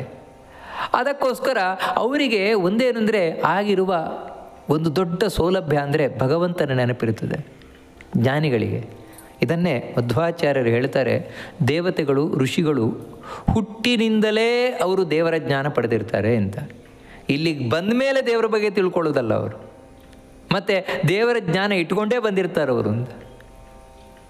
ಅದರಿಂದಾಗಿ ಆ ನಾಥಮಾನ ಋಷಿ ಆ ರೀತಿ ಆ ಭಗವಂತನನ್ನು ತಾನು ಪ್ರಾರ್ಥನೆ ಮಾಡಲಿಕ್ಕೆ ಶುರು ಮಾಡಿದ್ನಂತೆ. ಆ ಒಳಗಿಂದ ಶ್ರೀಪತಿಂ ಜಗದಾಧಾರಂ ಅಶುಭಕ್ಷಯಕಾರಕಂ ವ್ರಜಾಮಿ ಶರಣಂ ವಿಷ್ಣುಂ ಶರಣಾಗತ ವತ್ಸಲಂ. ನಾನು ಆ ಭಗವಂತನಿಗೆ ಶರಣ ಹೊಂದುತ್ತೇನಪ್ಪ. ಯಾವ ಭಗವಂತನಿಗೆ ಅಂದರೆ ಲಕ್ಷ್ಮೀಪತಿಯಾದ ನಾರಾಯಣನಿಗೆ. ನಾಥಮಾನ ಋಷಿ ಗೊತ್ತು, ನನ್ನನ್ನು ಇಲ್ಲಿಂದ ಪಾರು ಮಾಡೋದು ಅಂದರೆ ಅವನೊಬ್ಬ ಮಾತ್ರ ಅಂತ. ಲಕ್ಷ್ಮೀಪತಿಯಾದ ನಾರಾಯಣ ಮಾತ್ರ ಇಡೀ ಜಗತ್ತಿಗೆ ಅವನೇ ಆಧಾರ. ಹಾಗಿರಬೇಕಾದ್ರೆ ಈ ಗರ್ಭಕ್ಕೆ ಅವನ ಆಧಾರ ಅಂತ ಇನ್ನೇನು ಹೇಳೋದು? ನಾನು ಗರ್ಭದಲ್ಲಿ ಇಷ್ಟು ತಿಂಗಳು ನಿಂತಿದ್ದೇನೆ ಅಂತ ಹೇಳಿದ್ರೆ ಅವನಿಂದಲೇ, ಆ ಭಗವಂತನಿಂದಲೇ. ಅಂತಹ ಭಗವಂತನನ್ನು ನಾನು ಶರಣು ಹೊಂದುತ್ತಾ ಇದ್ದೇನೆ, ನನ್ನ ಎಲ್ಲ ಕಷ್ಟಗಳನ್ನು ಪರಿಹಾರ ಮಾಡುವವನು ಅಂತ ಹೇಳಿದ ಸ್ವಾಮಿ. ತ್ವನ್ಮಾಯಾ ಮೋಹಿತೋ ದೇಹೇ ತಥಾ ಪುತ್ರ ಕಳತ್ರಕೆ ಅಹಂ ಮಮಾಭಿಮಾನೇನ ಗತೋಹಂ ನಾಥ ಸಂಸ್ಕೃತಿಂ. ದೇವರೇ, ಈ ಗರ್ಭಕ್ಕೆ ಬಂದು ಸೇರಿಕೊಳ್ಳಿಕ್ಕೆ ಕಾರಣ ಏನು? ನಾನು ಈ ಕಷ್ಟ ಅನುಭವಿಸ್ಲಿಕ್ಕೆ ಕಾರಣ ಏನು? ಸ್ವಾಮಿ, ನಿನ್ನ ಮಾಯೆ. ನಿನ್ನ ಮಾಯೆಯಿಂದ ಮೋಹಿತನಾಗಿ, ಅಂದರೆ ಮಾಯಾ ಅಂತ ಹೇಳಿದ್ರೆ ಏನು? ದೇವ್ರ ಇಚ್ಛೆ. ದೇವ್ರ ಇಚ್ಛೆ ಮಾಡ್ತಾನೆ, ಹೋಗಿ ನೀನು ಸಂಸಾರಕ್ಕೆ ಸಿಕ್ಕಾಕು ಅಂತ. ಹಾಗಾಗಿ ನಾವು ಬಂದು ಸಿಕ್ಕಾಕೊಳ್ತೇವೆ. ಸಿಕ್ಕಾಕಿಕೊಳ್ಳೋದು ಅಂತ ಹೇಳಿದ್ರೆ ನಮ್ಮನ್ನು ಇಲ್ಲಿ ಯಾರು ಹಗ್ಗ ಹಾಕಿ ಕಟ್ಟಾಕೋಲ್ಲ ಜೈಲಲ್ಲಿ, ಮತ್ತು ನಾವೇ ಹಗ್ಗ ಹಾಕಿ ಕಟ್ಕೊಳ್ತೇವೆ. ಯಾಕಂದರೆ ಅಯ್ಯೋ ನನ್ನ ಹೆಂಡತಿ, ನನ್ನ ಮಕ್ಕಳು, ನನ್ನ ಮನೆ, ನನ್ನ ದುಡ್ಡು, ನನ್ನ ಕಾಸು, ನಂದು, ಈ ದೇಹ ನಂದು, ಈ ರೀತಿ ನಂದು ನಂದು ನಂದು ನಂದು ಅಂತ ನಾನೇ ಬೇಲಿ ಹಾಕ್ಕೊಳ್ತೇನೆ, ಹಗ್ಗ ಹಾಕಿ ಕಟ್ಕೊಳ್ತೇನೆ. ನಾನೇ ಸಂಸಾರಕ್ಕೆ ಸಿಕ್ಕಿಬಿದ್ದೆ ಸ್ವಾಮಿ. ಅದು ನಿನ್ನ ಮಾಯೆಯಿಂದ. ಮಾಯೆಯಿಂದ ಮೋಹಿತನಾಗಿ ಈ ಜಗತ್ತಿನಲ್ಲಿ ನಾನು ಸಿಕ್ಕಿಬಿದ್ದೆ. ನಾನು ಎಲ್ಲ ಮಾಡಿದ್ದು ನನ್ನಿಂದಲೇ ಎಲ್ಲ ಅರಿಗಿದ್ದು, ಈ ರೀತಿ ಅಹಂಕಾರಕ್ಕೆ ಒಳಗಾದೆ. ಈ ಸಂಸಾರದಲ್ಲಿ ಸಿಕ್ಕಾಕೊಂಡೆ.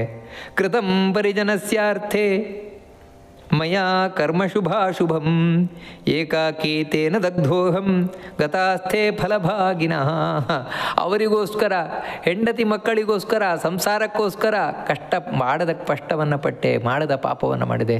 ಯಾಕಂದರೆ ಅಯ್ಯೋ ಕುಟುಂಬ ಸಾಗಿಸ್ಬೇಕಲ್ವಾ ಈ ರೀತಿ ಅಲ್ಲ ಅಂತ. ಹೌದು, ಆದರೆ ಅವರೆಲ್ಲರೂ ಕೂಡ ಹೊರಟೋದ್ರು, ಎಲ್ಲ ಫಲವನ್ನು ಅನುಭವಿಸ್ಲಿಕ್ಕೆ ಬಂದರು, ಆ ಫಲವನ್ನು ಅನುಭವಿಸಿ ಹೊರಟೋದ್ರು. ಆದರೆ ಅದಕ್ಕಾಗಿ ಪಟ್ಟ ಪಾಪ ನನ್ನ ಮೇಲೆ ತಲೆ ಮೇಲೆ ಇದೆ. ಅಂದರೆ ಸಾಲ ಮಾಡಿದ ನಾನು, ಆ ಸಾಲ ದುಡ್ಡಿನಿಂದ ಮಜಾ ಮಾಡಿದವರು ಬೇರೆಯವರು. ಆದರೆ ನಾಳೆ ಅವರೆಲ್ಲ ಮಜಾ ಮಾಡಿ ಹೋಗಿ ಆಯಿತು, ಸಾಲ ನನ್ನ ತಲೆ ಮೇಲೆ. ಆ ರೀತಿ ಪಾಪ ನನ್ನಲ್ಲೇ ಇದೆ ಸ್ವಾಮಿ, ಅವರಿಗಾಗಿ ಮಾಡಿದ ಪಾಪ ನನ್ನ ತಲೆಯಲ್ಲಿ ಬಂದು ಕೂತಿದೆ ಅಂತ ಹೇಳ್ತಾ ಇದ್ದಾನೆ. ಯದಿ ಯೋನ್ಯ ಪ್ರಮುಷ್ಯೇಹಂ ತಸ್ಮರಿಷ್ಯೇ ಪದಂ ತವ ತಮುಪಾಯಂ ಕರಿಷ್ಯಾಮಿ ಏನ ಮುಕ್ತಿಂ ವ್ರಜಾಮ್ಯಹಂ. ಸ್ವಾಮಿ, ನನ್ನನ್ನು ಇಲ್ಲಿಂದ ಹೇಗಾದರೂ ಹೊರಗೆ ಹಾಕಿಬಿಡು. ಇಲ್ಲಿಂದ ಹೊರಗೆ ಹಾಕಿದೆ ಅಂತ ಹೇಳಿದರೆ ನಿನ್ನ ಸೇವೆನೇ ಮಾಡ್ಕೊಂಡಿರ್ತೇನೆ, ಜನ್ಮ ಪರ್ಯಂತ ನಿನ್ನ ಸೇವೆನೇ ಮಾಡ್ಕೊಂಡಿರ್ತೇನೆ ಸ್ವಾಮಿ ನಾನು ಅಂತ ಹೇಳ್ತಾ ಇದ್ದಾನೆ. ತಮುಪಾಯಂ ಕರಿಷ್ಯಾಮಿ, ಅದನ್ನೇ ಮಾಡ್ತೇನೆ ನಾನು. ನಿನ್ನ ಪಾದವನ್ನು ಹೇಗೆ ಸೇರುವುದು, ನಿನ್ನ ಲೋಕವನ್ನು ಹೇಗೆ ಸೇರುವುದು, ಅದನ್ನೇ ನಾನು ಮಾಡ್ತೇನೆ ಸ್ವಾಮಿ. ಅದಕ್ಕೆ ಮೊದಲು ನನ್ನಲ್ಲಿ ಇಲ್ಲಿಂದ ಹೊರಗೆ ಹಾಕು. ಯಾಕಂದರೆ ಇಲ್ಲಿ ಈ ಕಷ್ಟವನ್ನು ಅನುಭವಿಸ್ಲಿಕ್ಕೆ ಸಾಧ್ಯ ಇಲ್ಲ, ಈ ಕತ್ತಲೆಯ ಕೋಣೆಯಲ್ಲಿ ಒದ್ದಾಡಿಕೊಂಡಿರ್ಲಿಕ್ಕೆ ನನಗೆ ಸಾಧ್ಯ ಇಲ್ಲ ಅಂತ ಹೇಳ್ತಾ ಇದ್ದಾನೆ. ವಿನ್ಮೂತ್ರಕೂಪೆ ಪತಿತೋ ದಗ್ಧೋಹಂ ಜಠರಾಗ್ನಿನ ಇಚ್ಛನ್ನಿತೋ ವಿವಸಿತಂ ಕದಾ ನಿರ್ಯಾಸ್ಯತೆ ಬಹಿ. ಇಲ್ಲಿ ಈ ಮೂತ್ರದಲ್ಲಿ ಕ್ರಿಮಿಗಳಲ್ಲಿ ಬಿದ್ದು ಒದ್ದಾಡ್ತಾ ಇದ್ದೇನೆ ಸ್ವಾಮಿ, ಕಷ್ಟದಿಂದ ನಾನು ಒದ್ದಾಡ್ತಾ ಇದ್ದೇನೆ. ಇಲ್ಲಿಂದ ಯಾವಾಗ ನನ್ನನ್ನು ಹೊರಗಾಗ್ತೀಯಾ, ಯಾವಾಗ ನನ್ನನ್ನು ಪಾರು ಮಾಡ್ತೀಯಾ ಸ್ವಾಮಿ ಅಂತ ಹೇಳಿ ಪ್ರಾರ್ಥನೆಯನ್ನು ಮಾಡ್ಕೊಳ್ತದಂತೆ. ನೋಡಿ, ಸಾಮಾನ್ಯವಾಗಿ ಹಳ್ಳಿಯಲ್ಲೆಲ್ಲ ಹೇಳ್ತಾ ಇದ್ದದ್ದುಂಟು, ಅಂದರೆ ಇದು ಪುರಾಣಗಳೆಲ್ಲ ಇಲ್ಲಿರೋದಲ್ಲ. ಆದರೆ ಒಂದು ಒಳ್ಳೆಯ ಮಾತದು. ಆ ಮಕ್ಕಳು ನೀವು ನೋಡಿರ್ಬೋದು, ಮುಷ್ಟಿಯನ್ನು ಗಟ್ಟಿ ಕಟ್ಕೊಂಡಿರ್ತವೆ, 2 ಮುಷ್ಟಿಯನ್ನು ಗಟ್ಟಿ ಮಾಡ್ಕೊಂಡಿರ್ತವೆ. ಅದು ಯಾಕೆ ಅಂತ ಹೇಳಿದರೆ ಹಿಂದಿನವರೆಲ್ಲ ಹೇಳ್ತಾ ಇದ್ದದ್ದು, ಅದು ದೇವ್ರ ಹತ್ರ ಹರಕೆ ಹೊತ್ಕೊಳ್ಳೋದಂತೆ. ದೇವರೇ, ಯಾಗಾದರೂ ನನ್ನನ್ನು ಇಲ್ಲಿಂದ ಹೊರಗೆ ಹಾಕು, 1 ಮುಷ್ಟಿ ಬಂಗಾರ ಹಾಕ್ತೇನೆ ನೀ ಅಂತ. ಅಂದರೆ ಅಷ್ಟು ಕಷ್ಟ ಉಂಟು ಅಂತ ಹೇಳೋದಕ್ಕೆ. ಇದು ಪುರಾಣದಲ್ಲಿಲ್ಲ, ಮತ್ತೇನೆಂದರೆ ವಾಡಿಕೆಯ ಮಾತು. ಆದರೆ ಆ ಗರ್ಭವಾಸ ಅನ್ನೋದು ಅಷ್ಟು ದುಃಖ ಅಂತ. ಆದರೆ ಕೂಡಲೇ ಆ ನಾಥಮಾನ ಋಷಿ ಹೇಳ್ತಾನೆ, ಏನೇ ದೃಶಂ ಮೇ ವಿಜ್ಞಾನಂ ದತ್ತಂ ದೀನದಯಾಲುನಾ ತಮೇವ ಶರಣಂ ಯಾಮಿ ಪುನರ್ಮೇ ಮಾಸ್ತು ಸಂಸ್ಕೃತಿ. ದೇವರೇ, ನಿನ್ನ ಎಷ್ಟು ದೊಡ್ಡ ಅನುಗ್ರಹ. ಆಪತ್ತಿನಲ್ಲೂ ಸಂಪತ್ತು ಅಂತ ಹೇಳಿದಾಗೆ ಈ ಗರ್ಭದಲ್ಲಿ ಸಿಕ್ಕಾಕೊಂಡಿದ್ದೇನೆ, ಒದ್ದಾಡ್ತಾ ಇದ್ದೇನೆ. ಹಾಗಿದ್ರೂ ಕೂಡ ನಿನ್ನ ನೆನಪೊಂದು ನನಗೆ ಕೊಟ್ಟಿದೆಯಲ್ವ, ನಿನ್ನ ನೆನಪಿನಿಂದ ನಿನ್ನನ್ನು ದೇವರೇ ನನ್ನನ್ನು ರಕ್ಷಣೆ ಮಾಡು ಅಂತ ನಾನು ಹೇಳ್ತಾ ಇದ್ದೇನಲ್ವ. ಯಾವ ದೇವರು ನನಗಿಂಥ ಜ್ಞಾನವನ್ನು ಕೊಟ್ಟನೋ ಅಂಥ ದೇವರಿಗೆ ನಾನೊಂದು ದೊಡ್ಡ ನಮಸ್ಕಾರ ಮಾಡ್ತೇನೆ ಅಂತ ಹೇಳ್ತಾನೆ. ಅವನನ್ನೇ ಶರಣು ಹೊಂದುತ್ತಾ ಇದ್ದೇನೆ. ಹೇ ದೇವರೇ, ನನಗೆ ಈ ಜ್ಞಾನ ಕೊಟ್ಟಿಯ, ಜ್ಞಾನದೊಂದಿಗೆ ನನ್ನನ್ನು ಇಲ್ಲಿ ಪಾರು ಮಾಡಿಬಿಡು, ಇಲ್ಲಿಂದ ಒಂದು ಹೊರಗೆ ಹಾಕ್ಬಿಡು ನನ್ನನ್ನು ಅಂತ ಹೇಳಿ ನಂತರ ಹೇಳ್ತಾನೆ. ಕೂಡಲೇ ನಚ ನಿರ್ಗತ್ತು ಮಿಚ್ಚಾಮಿ. ಇಲ್ಲಪ್ಪ, ನಾನು ಹೊರಗೋಗಲ್ಲ, ಇಲ್ಲಿಂದ ಹೊರಗೋಗಲ್ಲ ನಾನು. ಈ ಗರ್ಭದಲ್ಲಿ ಇದ್ರೂ ತೊಂದರೆ ಇಲ್ಲ, ಗರ್ಭದಿಂದ ಹೊರಗಂತೂ ಹೋಗಲ್ಲ ನಾನು. ಯಾಕೆ ಅಂತ ಹೇಳಿದರೆ, ಯತ್ರ ಚ ಯಾತಸ್ಯ ಮೇ ಪಾಪ ಕರ್ಮಣ ದುರ್ಗತಿರ್ಭವೇತಿ. ಇಲ್ಲಿಂದ ಹೊರಗೆ ಹೋದೆ ಅಂತ ಹೇಳಿದರೆ, ಯಾವಾಗ ಆ ಹೊರಗಿನ ಮಣ್ಣನ್ನು ಮುಟ್ತೇನೆ, ಮುಟ್ಟಿದ ಕೂಡಲೇ ನೀನು ಮರೆತು ಹೋಗ್ಬಿಡ್ತೀಯ. ನಾನು ಮತ್ತೆ ಶುರುವಾಯಿತು. ಹಿಂದಿನ ಜನ್ಮದಲ್ಲಿ ಏನು ಮಾಡಿದ್ನೋ ಅದೇ ತಪ್ಪು ಮಾಡ್ತೇನೆ ಮತ್ತೆ. ಇಲ್ಲಿದ್ದಾಗ ದೇವರೇ ನೀನೇ ರಕ್ಷಣೆ ಮಾಡು, ನನ್ನನ್ನು ಕಾಪಾಡು ಅಂತ ಈ ರೀತಿ ನೀನೇ ದೊಡ್ಡವನು, ನಾನು ನಿನ್ನ ದಾಸ ಅಂತ ಹೇಳ್ತಾ ಇರುವವನು ಯಾವಾಗ ನೆಲ ಮುಟ್ತೇನೆ, ಆಮೇಲೆ ದೇವರು ಇಲ್ಲ, ಏನೂ ಇಲ್ಲ, ನಾನೇ ಎಲ್ಲ, ನಾನೇ ದೇವರು ಅಂತ ಶುರು ಮಾಡಿಬಿಡ್ತೇನೆ. ಅದರಿಂದಾಗಿ ಮತ್ತೆ ಈ ಕಷ್ಟ ಇದ್ದದ್ದೇ. ಅದಕ್ಕೋಸ್ಕರ ಬೇಡ ಸ್ವಾಮಿ, ಇಲ್ಲೇ ಈ ಕಷ್ಟವನ್ನು ಅನುಭವಿಸಿದರೂ ಸರಿಯೇ, ನಿನ್ನ ನೆನಪೊಂದಿದೆಯಲ್ವ, ಈ ನೆನಪಿನಲ್ಲಾದರೂ ಈ ಕಷ್ಟದಲ್ಲಿ ಕಳೆದೇನು, ಆದರೆ ಅಲ್ಲಿ ಆ ಸುಖದಲ್ಲಿ ನಿನ್ನನ್ನು ಮರೆಯುವುದು ಬೇಡ ನನಗೆ. ಈ ರೀತಿ ಆ ನಾಥಮಾನ ಋಷಿ ಆ ದೇವರಿಗೆ ಶರಣಾಗ್ತಾರಂತೆ. ಅಂದರೆ ಇದು ಅವನು ಮಾತ್ರ ಅಲ್ಲ, ಹೀಗೆ ಪುಣ್ಯಾತ್ಮರು ದೇವರಿಗೆ ಶರಣಾಗ್ತಾರೆ ಆ ಸಂದರ್ಭದಲ್ಲಿ. ಆದರೆ ಇಷ್ಟಾಗಬೇಕಾದರೆ ತಿಂಗಳುಗಳು ಕಳೆದೋಯ್ತು. 10ನೇ ತಿಂಗಳು ಬಂದಾಯಿತು. 10ನೇ ತಿಂಗಳಲ್ಲಿ ಮತ್ತೆ ಪ್ರಸೂತಿ ವಾಯು ನೂಕಲ್ಪಟ್ಟಿತು. ಪ್ರಸೂತಿ ವಾಯು ನೂಕಲ್ಪಟ್ಟು ಅವನು ಆ ಗರ್ಭದಿಂದ ಹೊರಗೆ ಬರ್ತಾನಂತೆ. ಹೊರಗೆ ಬರಬೇಕಾದ್ರೆ ಸಣ್ಣ ದ್ವಾರದಲ್ಲಿ ಹೊರಗೆ ಬರಬೇಕಾದ್ರೆ ಕೆಲವೊಮ್ಮೆ ಮಗುವಿಗೆ ಮೂರ್ಛೆ ತಪ್ಪುವುದುಂಟು ಅಂತ ಹೇಳ್ತಾರೆ. ಮೂರ್ಛೆ ತಪ್ಪುವುದುಂಟು, ತುಂಬ ಕಷ್ಟಪಡ್ತದೆ. ಯಾವ ರೀತಿ ಒಂದು ಸಣ್ಣ ಬಾಗಿಲಲ್ಲಿ ನಮ್ಮನ್ನು ತೆಗೆದು ದೂಕಿದರೆ ಹೇಗಾಗುತ್ತೆ, ಫೋರ್ಸ್ಫುಲಿ, ಆ ರೀತಿ ಇವನು ವೇದನೆಯನ್ನು ಪಡ್ತಾ ಹೊರಗೆ ಬರ್ತಾನೆ ಅಂತ ಹೇಳಿದರೆ, ಗರ್ಭದಲ್ಲಿದ್ದಾಗಲೂ ಇವನು ದುಃಖಪಟ್ಟ, ಸುಖಪಡಲಿಲ್ಲ. ಬರುವಾಗಲೂ ದುಃಖಪಟ್ಟ, ಸುಖಪಡಲಿಲ್ಲ. ಇದು ನಮಗೇನು ಕಾಣುತ್ತೆ ಅಂದರೆ, ಹೌದ್ರಿ ನೀವು ಹೇಳ್ತಾ ಇರೋದು ನಾರ್ಮಲ್ ಡಿಲಿವರಿ ಆದಾಗ ಈ ರೀತಿ ಕಷ್ಟ ಆಗುತ್ತೆ ಅಂತ. ಸಿಸೇರಿಯನ್ ಮಾಡಿದರೆ ಕಷ್ಟವೇ ಇಲ್ವಲ್ಲ. ಯಾಕಂತ ಹೇಳಿದ್ರೆ ಅವಾಗ ಸಣ್ಣ ದ್ವಾರದಲ್ಲಿ ಬರಬೇಕು, ಹಾಗೆ ಹೀಗೆ ಏನೇ ಇಲ್ವಲ್ಲ. ಮತ್ತೇನಂತ ಹೇಳಿದ್ರೆ ಹೊಟ್ಟೆ ಕುಯ್ಯೋದು, ಮಗು ತೆಗೆಯೋದು. ಸಾಮಾನ್ಯ ಅಂದರೆ ಇಂಥ ಪ್ರಶ್ನೆಗಳೆಲ್ಲ ನಮಗೆ ಬರಲಿಕ್ಕೆ ಸಾಧ್ಯತೆ ಉಂಟು. ನೋಡಿ, ಯಾವತ್ತು ಪ್ರಾಕೃತಿಕವಾಗಿ ಏನಿದೆಯೋ, ನ್ಯಾಚುರಲ್ ಆಗಿ ಏನಿದೆಯೋ ಅದರಲ್ಲಿಯೇ ಯಾವತ್ತೂ ಕಷ್ಟ ಕಡಿಮೆ. ಯಾವುದು ಪ್ರಾಕೃತಿಕವಾಗಿಲ್ವೋ ಮತ್ತು ಯಾವುದು ಈ ಕೃತ್ರಿಮವಾಗಿದೆಯೋ ಅದರಲ್ಲಿ ಯಾವತ್ತೂ ನೋವು ಹೆಚ್ಚೆ. ನಿಮಗೆ ಹೇಗಂತ ಹೇಳಿದ್ರೆ, ಒಬ್ಬ ಹುಟ್ಟಿನಿಂದಲೂ ತಾನು ಒಂದು ಕಾಲು ಕಳ್ಕೊಂಡಿದ್ದಾನೆ ಅಂತ ತಿಳ್ಕೊಳ್ಳಿ.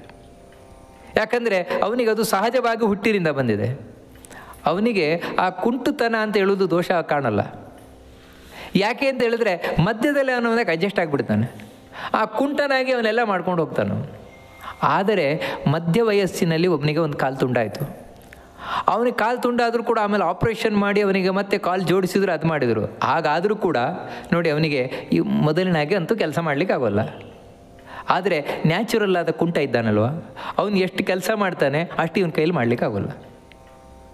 ಯಾಕಂತ ಹೇಳಿದ್ರೆ ನಂತರ ಇವನಿಗೆ ಆದದ್ದು, ಇವನಿಗೆ ನೀವು ಏನು ಮಾಡಿದ್ರೆ ಆರ್ಟಿಫಿಷಿಯಲ್ ಅದು. ಅದಕ್ಕೋಸ್ಕರ ಯಾವತ್ತು ಯಾವುದು ನ್ಯಾಚುರಲ್ ಆಗಿದೆಯೋ ಅದೇ ಸುಖ, ಯಾವುದು ಆರ್ಟಿಫಿಷಿಯಲ್ ಆಗಿದೆಯೋ ಅದೆಲ್ಲವೂ ದುಃಖವೇ.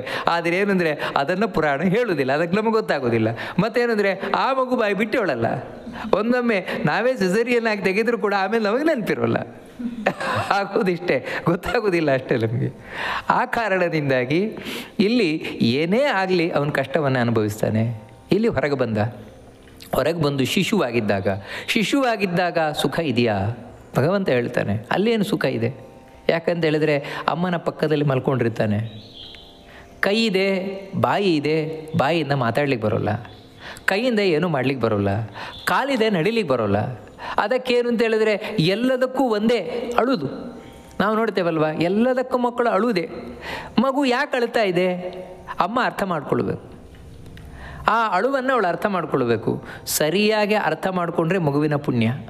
ಸರಿಯಾಗಿ ಅರ್ಥ ಮಾಡ್ಕೊಳ್ಳದೇ ಇದ್ದರೆ ಕೆಲವೊಮ್ಮೆ ಏನು ಅಂದರೆ ಮಗು ಹಠ ಹಿಡಿಯುತ್ತೆ, ಹಠ ಹಿಡಿದು ಬಿಡುತ್ತೆ.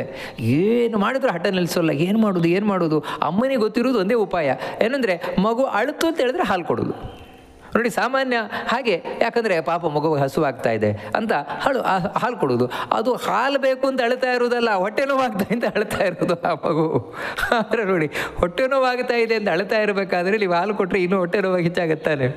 ಇದು ಕಷ್ಟವೇ. ಕೆಲವೊಮ್ಮೆ ಏನಂತ ಹೇಳಿದ್ರೆ ಹಸಿವಾಗ್ತಾ ಇದೆ ಅಂದರೆ ಅಳ್ತಾ ಇದೆ, ಅದಕ್ಕೆ ಹಸಿವಾಗ್ತಾ ಇದೆ ಅಂತ. ಆವಾಗ ಅಮ್ಮ ಏನು ತಿಳ್ಕೊಳ್ತಾಳೆ ಅಂದರೆ ಪಾಪ ಹೊಟ್ಟೆ ನೋವು ಅಂತ ಕಾಣಿಸ್ತದೆ ಅದಕ್ಕೋಸ್ಕರ ಅಂತ ಕಹಿ ಮದ್ದು ತುಳಿಸ್ತಾಳೆ ಅದಕ್ಕೆ. ಕೆಲವೊಮ್ಮೆ ಏನು ಅಂತ ಹೇಳಿದ್ರೆ ಅದರ ಮೇಲೆ ಏನೊಂದು ಸೊಳ್ಳೆ ಬಂದು ಕಚ್ಚಿ ನೋವಾಗಿರುತ್ತೆ, ಅವಾಗಲೂ ಅಳ್ತಾ ಇರ್ತದೆ. ಅವಾಗ ಏನು ತಿಳ್ಕೊಳ್ತಾಳೆ ಅಂದರೆ ಅಯ್ಯೋ ಪಾಪ ಅದಕ್ಕೆ ಬೇಕಾಗಿದೆ ಅನ್ನೋ ಆಹಾರ ಅಂತ. ಅವಾಗ ತಾನೇ ಹಾಲು ಕುಡಿದಿದೆ, ಇನ್ನೂ ಹಾಲು ಕೊಡ್ತಾಳೆ. ಅದು ಕಚ್ಚಿದ್ರಲ್ಲಿ ಕೆರಿಬೇಕು ಅಂತ ಅದಕ್ಕೆ ಗೊತ್ತಿಲ್ಲ, ಇವಳಿಗೂ ಗೊತ್ತಿಲ್ಲ. ಈ ರೀತಿ ಬಾಯಿ ಇದೆ, ಅಭಿಪ್ರಾಯವನ್ನು ಹೇಳಲಿಕ್ಕೆ ಬರೋಲ್ಲ. ಕೈ ಇದೆ, ತನಗೇನು ಮಾಡಲಿಕ್ಕಾಗೋಲ್ಲ. ಕಾಲಿದೆ, ಆ ಕಡೆ ಈ ಕಡೆ ಹೋಗ್ಲಿಕ್ಕಾಗೋಲ್ಲ. ತನ್ನ ಮಲಮೂತ್ರದ ಮೇಲೆ ತಾನು ಬಿದ್ದು ಒದ್ದಾಡ್ತಾ ಇರ್ತದೆ. ಅದು ಮಗುವಿಗೆ ಕಷ್ಟವೇ, ಅವುಗಳಿಗೆ ಹೇಳಲಿಕ್ಕೆ ಬರೋಲ್ಲ ಅಷ್ಟೇ. ಆದರೆ ಅವುಗಳಿಗೂ ಅದು ರಗಳನೆ ಸರಿಯಾಗೋದಿಲ್ಲ ಅವುಗಳಿಗೆ. ಅದಕ್ಕೆ ನೋಡಿ, ನೀವು ಅದಕ್ಕೆ ಕ್ಲೀನ್ ಮಾಡಿ ಬೆಚ್ಚಗೆ ನೀವು ಹಾಕಿಟ್ರಿ ಅಂದರೆ ಚೆನ್ನಾಗಿ ಮಲ್ಕೊಂಡ್ಬಿಡ್ತವೆ. ಅಂತ ಹೇಳಿದ್ರೆ ಮೊದಲು ಅವುಗಳಿಗೂ ಕೂಡ ಅಲ್ಲಿ ಸ್ವಲ್ಪ ಅನ್ಕಂಫರ್ಟಬಲ್ ಆಗ್ತಾ ಇತ್ತು ಅಂತ ಗೊತ್ತಾಗತ್ತೆ ನನಗೆ. ಹೀಗೆ ತನ್ನದೇ ಮಲಮೂತ್ರದಲ್ಲಿ ಒದ್ದಾಡ್ತಾ ಹೀಗೆ ಆ ಶಿಶುಭಾವವನ್ನು ಕಳೀತಾನೆ. ಅಲ್ಲಿಯೂ ಕಷ್ಟವೇ ಅನುಭವಿಸಿದ್ದು. ಆಮೇಲೆ ಬಾಲ್ಯ, ಶೈಶವ ಮುಗಿಸಿ ಬಾಲ್ಯಕ್ಕೆ ಬರ್ತಾನೆ. ಬಾಲ್ಯ ಅಂತ ಹೇಳಿದ್ರೆ ಬಾಯಲ್ಲಿ ಮಾತಾಡ್ಲಿಕ್ಕೆ ಬರುತ್ತೆ, ಕೈಯಲ್ಲಿ ಕೆಲಸ ಮಾಡ್ಲಿಕ್ಕೆ ಬರುತ್ತೆ, ಕಾಲಲ್ಲಿ ನಡಿಲಿಕ್ಕೆ ಬರುತ್ತೆ, ಅಂಥ ಒಂದು ಕಾಲ. ಇವಾಗ ಮೊದಲಿನ ಕಷ್ಟಗಳಿಲ್ಲ. ನೋಡಿ, ಮನುಷ್ಯ ಯಾವ ರೀತಿ ಅಂದರೆ ದೊಡ್ಡವನಾಗ್ತಾ ಇದ್ದಾನೆ ಅಂತ ಹೇಳ್ತಾ ಇದ್ದಾಗೇ ಅವನ ಕಷ್ಟಗಳು ಬದಲಾಗ್ತಾ ಹೋಗುತ್ತೆ ಎಲ್ಲವೂ ಕೂಡ. ಇವಾಗೇನು ಕಷ್ಟ ಅಂತ ಹೇಳಿದ್ರೆ ಹಿಂದಿನಾಗಿಲ್ಲ. ಏನು ಬೇಕೋ ಅದನ್ನು ಅಮ್ಮನ ಹತ್ರ ಬಂದು ಹೇಳ್ತಾನೆ, ಅಮ್ಮ ನನಗೆ ಇದನ್ನು ಕೊಡು ಅದನ್ನು ಕೊಡು ಅಂತ. ಎಲ್ಲಿಗೆ ಬೇಕಾದ್ರಿಗೆ ಹೋಗ್ತಾನೆ. ಸೊಳ್ಳೆ ಮೈ ಮೇಲೆ ಬಂದು ಕಚ್ಚಿದ್ರೆ ಟಪ್ಪ ಹೊಡೆದು ಸಾಯಿಸ್ತಾನೆ. ಎಲ್ಲವೂ ಗೊತ್ತಾಗುತ್ತೆ ಆ ಮಗುವಿಗೆ. ಆದರೆ ಆವಾಗ ಏನು ಅಂತ ಹೇಳಿದ್ರೆ ದೊಡ್ಡ ಕಷ್ಟ ಬಾಲ್ಯದಲ್ಲಿ ಅಪ್ಪ ಅಮ್ಮ ಹೇಳ್ದಾಗೇ ಕೇಳಬೇಕು. ಅಂದರೆ ಅಸ್ವಾತಂತ್ರ್ಯ, ಒಂದು ಚೂರು ತನ್ನಗೆ ಸ್ವಾತಂತ್ರ್ಯವೇ ಇಲ್ಲ. ಎಲ್ಲಿವರೆಗೆ ಅಂದರೆ ಅಲ್ಲಿಗೆ ಹೋಗಬೇಕಾದ್ರೂ ಕೂಡ ಅಪ್ಪ ಅಮ್ಮ ಕೈ ಹಿಡ್ಕೊಂಡೇ ಇರ್ತಾರೆ. ಏಯ್ ಅಲ್ಲಿಗೋಗ್ಬೇಡ, ಇಲ್ಲಿಗೆ ಹೋಗಬೇಡ, ಅದು ತಿನ್ನಬೇಡ, ಇದು ತಿನ್ನಬೇಡ, ಅದು ನೋಡಬೇಡ, ಇದು ನೋಡಬೇಡ, ಅದು ಮಾಡಬೇಡ, ಇದು ಮಾಡಬೇಡ, ಏನಿಲ್ಲ. ಅಂದರೆ ಮಗುವಿಗೆ ಏನೋ ತಿನ್ನಬೇಕು ಅಂತ ಭಾರಿ ಇಷ್ಟ, ಚಾಕ್ಲೇಟ್ ತಿನ್ನಬೇಕು ಅಂತ. ಅಮ್ಮ ಯಾರು ಚಾಕ್ಲೇಟ್ ಕೊಟ್ಟರೆ ಅಮ್ಮ ಕಿತ್ಕೊಂಡ್ಬಿಡ್ದ, ತಿನ್ನಬೇಡ ಹೊಟ್ಟೆ ನೋವಾಗತ್ತೆ ಅಂತ. ನೋಡಿ ಬೇಜಾರು. ಇನ್ನೊಂದೇನು ಅಂತ ಹೇಳಿದ್ರೆ ಮಗುವಿಗೆ ಆಟ ಆಡಬೇಕು ಅಂತ, ಇಲ್ಲ ಓದು, ನಿನಗೆ ಎಕ್ಸಾಮ್ ಓದು, ಅಂದರೆ ನೋಡಿ ಅದಕ್ಕೆ ಆಟ ಆಡಬೇಕು ಅಂತ. ಅಂದರೆ ನೋಡಿ ಹೀಗೆ ಅಸ್ವಾತಂತ್ರ್ಯದಿಂದ ತನ್ನ ಮನಸ್ಸಿನ ಭಾವನೆಗಳೇನಿದೆ ಅದನ್ನು ತಾನು ಪೂರೈಸಲಾಗದೆ ಅಲ್ಲ ಮಗುವಿಗೆ ಬಿಟ್ಬಿಡ್ಬೇಕಪ್ಪ. ಅದಕ್ಕೆ ಇವತ್ತೇನು ಅಂತ ಹೇಳಿದ್ರೆ ಕೆಲವರೆಲ್ಲ ಮಗುವಿಗೆ ಫ್ರೀ. ಅದಕ್ಕೇನಂದ್ರೆ ಅಯ್ಯೋ ಮಕ್ಕಳು ಹೇಳಿದಾಗೆ ನಾವು ಕೇಳೋದು, ಆ ಮಕ್ಕಳೇನು ಹೇಳ್ತಾವೋ ಅದೇ ರೀತಿ ನಾವು ಕೇಳೋದು. ಇದೇನು ಅಂತ ಹೇಳಿದ್ರೆ ಹಾಗಿದ್ರೆ ಆ ಮಕ್ಕಳಿಗೆ ನೋಡಿ ಆ ಬಾಲ್ಯದಲ್ಲಿ ಕಷ್ಟವೇ ಇಲ್ಲ. ಅವುಗಳಿಗೆ ಏನು ಹೇಳಿದ್ರು ಅಪ್ಪ ಅಮ್ಮ ಕೊಡಿಸ್ತಾರೆ. ಇಲ್ಲ ಅಂತ ಹೇಳೋದೇ ಇಲ್ಲ. ಯಾಕಂದರೆ ಅಯ್ಯೋ ಪಾಪ ಇರೋದು ಒಂದೇ ಮಗು, ನಾವು ಸಣ್ಣಲ್ಲಿ ಕಷ್ಟಪಟ್ಟಾಗ ನಮ್ಮ ಮಕ್ಕಳು ಪಡೋದು ಬೇಡ. ಕೆಲವರಿಗೆ ಇದೊಂದು ಇರುವಂಥದ್ದು. ಅದಕ್ಕೋಸ್ಕರ ಆ ಮಕ್ಕಳು ಏನು ಕೊಟ್ಟರು ಮಾಡ್ತಾರೆ, ಏನು ಕೊಟ್ಟರು ಮಾಡ್ತಾರೆ. ಇದರಿಂದ ಏನಾಯಿತು ಅಂತ ಹೇಳಿದ್ರೆ ಆ ಮಗು ಸಿಕ್ಕಾಪಟ್ಟೆ ಅಹಂಕಾರಿ ಆಯಿತು. ನೀವೇನು ಮಾಡ್ತಾ ಇದ್ದೀರಿ ಅಂದರೆ ಆ ಮಗುವನ್ನು ಒಳ್ಳೆಯದನ್ನಾಗಿ ಮಾಡ್ತಾ ಇಲ್ಲ, ಮತ್ತು ಆ ಮಗುವಿನ ಮನಸ್ಸನ್ನು ಇನ್ನೂ ಸೂಕ್ಷ್ಮವಾಗಿ ಮಾಡಿ ಕಷ್ಟದಡೆಗೆ ನೀವು ತಳ್ತಾ ಇದ್ದೀರಿ. ಅದರಿಂದ ಏನಾಗುತ್ತೆ ಅಂತ ಹೇಳಿದ್ರೆ ಅಕಸ್ಮಾತ್ ಆ ಮಗುವಿನ ಒಂದು ಆಸೆಯನ್ನು ನಿಮಗೆ ಪೂರ್ಣೆ ಮಾಡಲಿಕ್ಕೆ ಆಗಲಿಲ್ಲ ಅಂತ ಹೇಳಿದರೆ ಆ ಮಗು ಎಷ್ಟು ಹತಾಶ ಆಗತ್ತೆ ಅಂತ ಹೇಳಿದರೆ ತಾನು ಪ್ರಾಣ ತೆಕ್ಕೊಳ್ಳಿಕ್ಕೂ ಹೋಗ್ಬೋದು. ಯಾಕಂತ ಹೇಳಿದ್ರೆ ಅದು ಏನು ಹೇಳಿದ್ರು ಇಲ್ಲ ಅಂತ ಹೇಳೋದೇ ಇಲ್ಲಪ್ಪ. ಇದೊಂದು ಏನು ಹೇಳಿಬಿಟ್ರು ಅಂತ ಹೇಳಿದ್ರೆ ಸಹಿಸ್ಕೊಳ್ಳಿಕ್ಕಾಗಲ್ಲ. ಯಾಕಂದರೆ ಮನಸ್ಸು ಅಷ್ಟು ಸೂಕ್ಷ್ಮವಾಗಿರ್ತದೆ, ಅಂಥ ವೇದನೆ ಅನುಭವಿಸ್ತದೆ. ಅದೇ ಈ ಮಕ್ಕಳಿಗೆ ಮಾಮೂಲಿ ಮಕ್ಕಳಿರ್ತಾವಲ್ವ, ಹಳ್ಳಿಗಳು ಮುಂತಾದ ಮಕ್ಕಳೇನಿರ್ತದೆ, ಆ ಮಕ್ಕಳಿಗೇನು ಅಲ್ಲಿಗೋಬೇಡ, ಇದು ಮಾಡಬೇಡ, ಅದು ಮಾಡಬೇಡ, ನೀವು ಬೈತಾನೇ ಇರಿ. ಬೈತಾನೆ ಇದ್ದರೆ ಆ ಮಕ್ಕಳಿಗೆ ನೀವು ಎಷ್ಟು ಬೈದರೂ ಅದೇನು ದೊಡ್ಡ ವಿಷಯವೇ ಆಗೋಲ್ಲ. ಯಾಕಂತ ಹೇಳಿದ್ರೆ ಎಷ್ಟು ಬೈದರೂ ಕೂಡ ಇದೇನು ದೊಡ್ಡದು, ನಮ್ಮ ಮನೇಲಿ ನಮ್ಮ ಅಪ್ಪ ಬೈತಾರೆ, ಅದ್ರ ಮುಂದೆ ಇದೇನಲ್ಲ ಬಿಡು ಅಂತ ಹೇಳಿದರೆ ವಾಸ್ತವಿಕವಾಗಿ ಆ ಕಷ್ಟ ಅನುಭವಿಸಿದ್ರು ಈ ಕಷ್ಟ ಇಲ್ಲ. ಆದರೆ ನೀವು ಈ ಕಷ್ಟ ಕೊಡಲಿಲ್ಲ ಅಂದರೆ ಇನ್ನೊಂದು ಕಡೆ ಕಷ್ಟ ಇದೆ. ಏನಂದರೂ ಕೂಡ ಬಾಲ್ಯ ಕಷ್ಟವೇ. ಅಲ್ಲಿ ಅನುಭವಿಸಿ ಆಮೇಲೆ ಯೌವನಕ್ಕೆ ಬಂದಾಗಲೇ ಮನುಷ್ಯ ಮಾಡಬಾರದನ್ನೆಲ್ಲ ಮಾಡ್ತಾನೆ. ಅದನ್ನು ಭಗವಂತ ತಿಳಿಸ್ಕೊಂಡು ಹೋಗ್ತಾನೆ. ಆ ಸಂದರ್ಭದಲ್ಲಿಯೇ ಇವನು ಕಾಮ, ಕ್ರೋಧ, ಲೋಭ, ಮೋಹ, ಮದ, ಮತ್ಸರ ಇವುಗಳೆಲ್ಲವೂ ಇವನಲ್ಲಿ ಬಂದು ಸೇರಿಕೊಳ್ಳುತ್ತದೆ. ಅದಕ್ಕೆ ಒಳಗಾಗಿ ಇವನು ಇನ್ನೊಬ್ಬರನ್ನು ದ್ವೇಷ ಮಾಡ್ತಾನೆ, ಯಾವುದೋ ಆಸೆಯ ಬಲೆಗೆ ಬೀಳ್ತಾನೆ, ಅದರಿಂದಾಗಿ ಮಾಡಬಾರದ ಪಾಪಗಳನ್ನು ಮಾಡ್ತಾನೆ. ಅಂದರೆ ಒಬ್ಬ ವ್ಯಕ್ತಿ ಹೆಚ್ಚು ಪಾಪ ಮಾಡುವುದು ಯಾವಾಗ ಅಂತ ಹೇಳಿದ್ರೆ ಯೌವನದಲ್ಲಿ. ಬಾಲ್ಯದಲ್ಲಿ ಲೆಕ್ಕ ಇಲ್ಲ, ವೃದ್ಧಾಪ್ಯದ್ದು ಲೆಕ್ಕಕ್ಕೆ ಬರೋಲ್ಲ. ಯಾಕಂತ ಹೇಳಿದ್ರೆ ಅವಾಗ ಇವನು ಪಾಪ ಮಾಡ್ತೇನೆ ಅಂತ ಹೊರಟ್ರು ಇವನಿಗೆ ಮಾಡಲಿಕ್ಕಾಗೋಲ್ಲ. ಯಾಕಂದರೆ ತಾಕತ್ತಿರೋಲ್ಲ, ಅಂಥ ತಾಕತ್ತಿರೋಲ್ಲ. ಅದರಿಂದಾಗಿ ಅವಾಗ ಇವನು ಏನು ಪಾಪ ಮಾಡಿದರೆ ಅರ್ಧಂಬರ್ಧನೆ. ಯೌವನದಷ್ಟಲ್ಲ, ಆದರೆ ಯೌವನದಲ್ಲಿ ಮಾತ್ರ ದೈಹಿಕವಾದ ಬಲವೂ ಇರ್ತದೆ, ಮಾನಸಿಕವಾದ ತಾಕತ್ತೂ ಇರ್ತದೆ. ಅದರಿಂದಾಗಿ ಇವನು ಮ್ಯಾಕ್ಸಿಮಮ್ ಪಾಪ ಮಾಡ್ತಾನೆ ಒಬ್ಬ ವ್ಯಕ್ತಿ. ಮತ್ತು ಇನ್ನೊಂದೇನೆಂದರೆ ಆಗಲೂ ತಾನು ಖುಷಿ ಪಟ್ನ ಇಲ್ಲ. ಮತ್ತೇನು ಅಂತ ಹೇಳಿದರೆ ಇವನು ಕೇವಲ ಸುಖದ ಬೆನ್ನು ಹತ್ತಿದ ಅಷ್ಟೇ, ಆದರೆ ಸುಖ ಪಡಲಿಲ್ಲ. ಹೆಣ್ಣಿನಿಂದ ಸುಖ ಅಂತ ತಿಳ್ಕೊಂಡ, ಹೊನ್ನಿನಿಂದ ಸುಖ ಅಂತ ತಿಳ್ಕೊಂಡ. ಅದಕ್ಕೋಸ್ಕರ ದುಡ್ಡು ಒಂದು ಸಂಪಾದನೆ ಮಾಡಿದ. ನೋಡಿ, ನಿಜವಾಗಲೂ ಸಂಪಾದನೆ ಮಾಡೋದು ಖುಷಿಯಲ್ಲ, ಸಂಪಾದನೆ ಮಾಡೋದು ಕಷ್ಟವೇ. ನೀವು ಯಾವುದೇ ಬೇಕಾದ್ರೆ ಧರ್ಮ ಮಾರ್ಗ ಹಿಡೀರಿ, ಅನ್ಯಾಯ ಮಾರ್ಗ ಹಿಡೀರಿ, ಹೇಗಿದ್ರೂ ಕೂಡ ದುಡ್ಡು ಸಂಪಾದನೆ ಮಾಡೋದು ಕಷ್ಟವೇ. ಧರ್ಮ ಮಾರ್ಗದಲ್ಲಂತೂ ಕಷ್ಟ ಇದ್ದೇ ಇದೆಯಲ್ವ. ಅಧರ್ಮ ಮಾರ್ಗ ಆದರೂ ಕೂಡ ಇವಾಗ ಕಳ್ತನ ಮಾಡ್ತೇನೆ, ಸುಳ್ತನ ಮಾಡ್ತೇನೆ ಅಂತ ಹೇಳಿದ್ರು ಕೂಡ ಅದು ರಿಸ್ಕ್ ಇದ್ದದ್ದೇ, ಯಾವಾಗ ಸಿಕ್ಕಿ ಬೀಳ್ತಾನೋ ಗೊತ್ತಿಲ್ಲ. ಈ ರೀತಿ ಮನುಷ್ಯ ಒಟ್ಟಿಗೆ ದುಡ್ಡು ಸಂಪಾದನೆ ಮಾಡ್ತಾನೆ. ಯಾಕಂತ ಹೇಳಿದ್ರೆ ಅವನ ಮನಸ್ಸಿನಲ್ಲಿರೋದು ಕೈಕಾಲು ಗಟ್ಟಿ ಮುಟ್ಟಿದ್ದಾಗ ದುಡ್ಡು ಸಂಪಾದನೆ ಮಾಡಿಬಿಟ್ರೆ ಆಮೇಲೆ ಆರಾಮಾಗಿ ಕೂತ್ಕೊಂಡು ತಿನ್ಬೋದು ಅಂತ ಹೇಳಿದ್ರೆ ಅವನವಾಗ ಸುಖ ಪಡ್ತಾ ಇಲ್ಲ. ಮುಂದೆ ಸುಖ ಪಡ್ತೇನೆ ಅಂತ ಇವಾಗ ಕಷ್ಟಪಡ್ತಾ ಇದ್ದಾನೆ. ಹೀಗೆ ಯೌವನದುದ್ದಕ್ಕೂ ಕೂಡ ತಾನು ಕಷ್ಟವೇ ಪಟ್ಟ, ದ್ವೇಷದಿಂದ ಅವರ ಹತ್ರ ಹೊಡೆದಾಡಿದ, ಇವರ ಹತ್ರ ಹೊಡೆದಾಡಿದ, ಹೀಗೇ ಮಾಡ್ಕೊಂಡು ಹೋದ. ಹೀಗೆ ತನ್ನ ಜೀವನವನ್ನು ಅವನ ಹಾಳು ಮಾಡಿಕೊಂಡ ಅಂತ ಹೇಳ್ತಾ, ಕರೋತಿ ವಿಗ್ರಹಂ ಕಾಮಿಶ್ವಂತ ಯಚಾಂತ್ಮತಃ ಬಲಾಧಿಕೈ ಸಹನ್ಯೇತ ಗಜೇರನ್ಯೇರ್ಗಜೋ ಯತ. ತನಗಿಂತ ದೊಡ್ಡವರೊಟ್ಟಿಗೆ ದ್ವೇಷ ಬೆಳೆಸ್ಕೊಳ್ತಾನೆ. ಯಾವ ರೀತಿ ಆನೆ ತಾನು ಹೊಡೆದಾಡ್ಕೊಂಡು ಸಾಯ್ತಾವೆ, ಆ ರೀತಿ ಇವನು ಸಾಯ್ತಾನೆ. ಏವಂಬೋ ವಿಷಯಾಸಕ್ತಿಯ ನರತ್ವ ಮತಿ ದುರ್ಲಭಂ ವೃಥಾ ನಾಶಯತೆ ಮೂಢ ಅಂತ ಹೇಳ್ತಾರೆ. ಹೀಗೆ ಈ ಮನುಷ್ಯ ಯೌವನದಲ್ಲೂ ಕೂಡ ನಾನಾ ವಿಧವಾದ ಆಸೆಗೆ ತುತ್ತಾಗಿ ಮೂರ್ಖತನದಿಂದ ಇಂತಹ ಅತ್ಯಂತ ಪ್ರಶಸ್ತವಾದ ಮನುಷ್ಯ ಜನ್ಮವನ್ನು ಹಾಳು ಮಾಡ್ಕೊಂಡ್ಬಿಡ್ತಾರೆ. ನಿಜವಾಗಲೂ ಈ ಮನುಷ್ಯ ಜನ್ಮವನ್ನು ನಾವು ಮ್ಯಾಕ್ಸಿಮಮ್ ಉಪಯೋಗ ಮಾಡ್ಕೊಳ್ಬೇಕಾದದ್ದು ಯೌವನದಲ್ಲಿ. ಅದೇ ಮಾಡ್ಕೊಳ್ತಾ ಇದ್ದೇವೆ, ದುಡ್ಡು ಸಂಪಾದನೆ ಮಾಡ್ತಾ ಅಂತ ಹೇಳಿದ್ರೆ, ದುಡ್ಡು ಸಂಪಾದನೆ ಅನ್ನೋದು ಈ ಮನುಷ್ಯ ಜನ್ಮದ ಸಾರ್ಥಕತೆ ಇರುವುದಲ್ಲ. ಯಾಕಂತ ಹೇಳಿದ್ರೆ ನಾಳೆ ಹೋಗಬೇಕಾದ್ರೆ ಯಾರೂ ದುಡ್ಡನ್ನು ಹಿಡ್ಕೊಂಡು ಹೋಗಲ್ಲ. ನೀನು ಎಷ್ಟು ಕೋಟಿ ಸಂಪಾದನೆ ಮಾಡಿದರೂ ಕೂಡ ಒಂದು ಪೈಸವನ್ನು ನಿನ್ನ ಕೈಯಲ್ಲಿ ಹಿಡ್ಕೊಂಡು ಹೋಗ್ಲಿಕ್ಕಾಗಲ್ಲ. ಇಲ್ಲಿಂದ ಹೋಗಬೇಕಾದ್ರೆ ನಾವು ಏನು ತೊಗೊಂಡು ಹೋಗ್ತೇವೋ ಅದೇ ನಮ್ಮ ಜನ್ಮದ ಸಾಧನೆ, ಅದೇ ನನ್ನ ಸಂಪಾದನೆ, ಅದೇ ನಾವು ಯೌವನದಲ್ಲಿ ಮಾಡಬೇಕಾದದ್ದು. ಅದನ್ನು ಏನೂ ಮಾಡೋದಿಲ್ಲ ಅಂತ ಹೇಳ್ತಾ ಭಗವಂತ ಒಂದು ಮಾತು ಬಹಳ ಸುಂದರವಾಗಿ ಹೇಳ್ತಾನೆ. ಜಾತಿ ಛತೇಷು ಲಭತೆ ಭುವಿ ಮಾನುಷತ್ವಂ ತತ್ರಾಪಿ ದುರ್ಲಭತರಂ ಖಲು ಭೋ ದ್ವಿಜತ್ವಂ ಯಸ್ತನ್ನ ಪಾಲಯತಿ ಲಾಲಯತೀಂದ್ರಿಯಾಣಿ ತಸ್ಯಾಮೃತಂ ಕ್ಷರತಿ ಹಸ್ತಗತಂ ಪ್ರಮಾದಾತ್. ಎಷ್ಟೋ ಜನ್ಮಗಳ ಫಲವಾಗಿ ಮನುಷ್ಯ ಜನ್ಮ ಸಿಗುತ್ತದೆ. ನರಜನ್ಮ ಬರುವುದೇ ಕಷ್ಟ ಇದೆ ಹೇಳುವಂಥದ್ದು. ಏಸು ಜನುಮದ ಸುಕೃತದ ಫಲವು ತಾನು ಜನಿಸಲಾಗಿ ಮನುಷ್ಯರಾಗಿ ಹುಟ್ಟಿ ಬರುವುದೇ ಕಷ್ಟ. ಅದರಲ್ಲೂ ಕೂಡ ಬ್ರಾಹ್ಮಣರನ್ನು ಕುರಿತು ಭಗವಂತ ಹೇಳ್ತಾನೆ, ನೋಡ್ರಪ್ಪ, ಬ್ರಾಹ್ಮಣರಾಗಿ ಹುಟ್ಟಿ ಬರುವುದಂತೂ ಇನ್ನೂ ಕಷ್ಟ. ಭೂಸುರ ದೇಹದ ಜನುಮವು ಎನಗೆ ಸಂಭವಿಸಿದೆಯಾಗಿ. ಅದಕ್ಕೆ ದಾಸರು ಮತ್ತೆ ಮತ್ತೆ ಹೇಳುವಂಥದ್ದು, ನರಜನ್ಮ ಬರುವುದೇ ಕಷ್ಟ, ಅರಿತು ನೋಡಲು ವಿಪ್ರತ್ವವು ಶ್ರೇಷ್ಠ. ಅಂತಹ ಬ್ರಾಹ್ಮಣನಾಗಿ ಬಂದು ಕೂಡ ಯಾರು ಇಲ್ಲಿ ಏನು ದೇವರ ಬಗ್ಗೆ ಮಾಡದೆ, ಧರ್ಮದ ಬಗ್ಗೆ ಮಾಡದೆ, ಕೇವಲ ಮೋಜಿ ಮಸ್ತಿಗಾಗಿ ಜೀವನವನ್ನು ಕಳೀತಾನೆ, ಅಂಥವನ ಕತೆ ಹೇಗಾಯಿತು ಅಂದರೆ ಕೈಗೆ ಸಿಕ್ಕಿದ ಅಮೃತವನ್ನು ಕಳೆದುಕೊಂಡ ದೈತ್ಯರ ಕತೆ ಆಯಿತು ಅಂತೇಳಿ. ಮತ್ತೆ ಅಮೃತ ಸಿಗಲೇ ಇಲ್ಲ ಅವ್ರ ಕೈಯಲ್ಲಿ. ಕೈಗೆ ಅಮೃತ ಸಿಕ್ಕಿತ್ತು, ಮೋಹಿನಿಯ ಆಸೆಯಿಂದ ಎಲ್ಲ ಕಳ್ಕೊಂಡ್ರು. ಅದೇ ರೀತಿ ಇವನು ಯಾವುದೋ ಆಸೆಗೆ ತುತ್ತಾಗಿ ಈ ಮನುಷ್ಯ ಜನ್ಮವನ್ನು ಹಾಳು ಮಾಡ್ಕೊಳ್ತಾನೆ. ಮತ್ತೆ ಇವನಿಗೆ ಬರುವುದು ಕಷ್ಟ ಆಗುತ್ತೆ ಇಂಥ ಮನುಷ್ಯ ಜನ್ಮ. ಹೀಗೆ ಇವನು ಆ ಯೌವನವನ್ನು ಹಾಳು ಮಾಡಿಕೊಂಡು ವೃದ್ಧಾಪ್ಯ ಹಿಡಿದ. ವೃದ್ಧಾಪ್ಯದಲ್ಲಿ ರೋಗ ಬರುವಂಥದ್ದೇ. ರೋಗ ರುಜಿನಕ್ಕೆ ತುತ್ತಾಗಿ ಯಾರು ಯೌವನವನ್ನು ಹಾಳು ಮಾಡಿಕೊಂಡ ಅವನ ವೃದ್ಧಾಪ್ಯವು ಹಾಳೆ.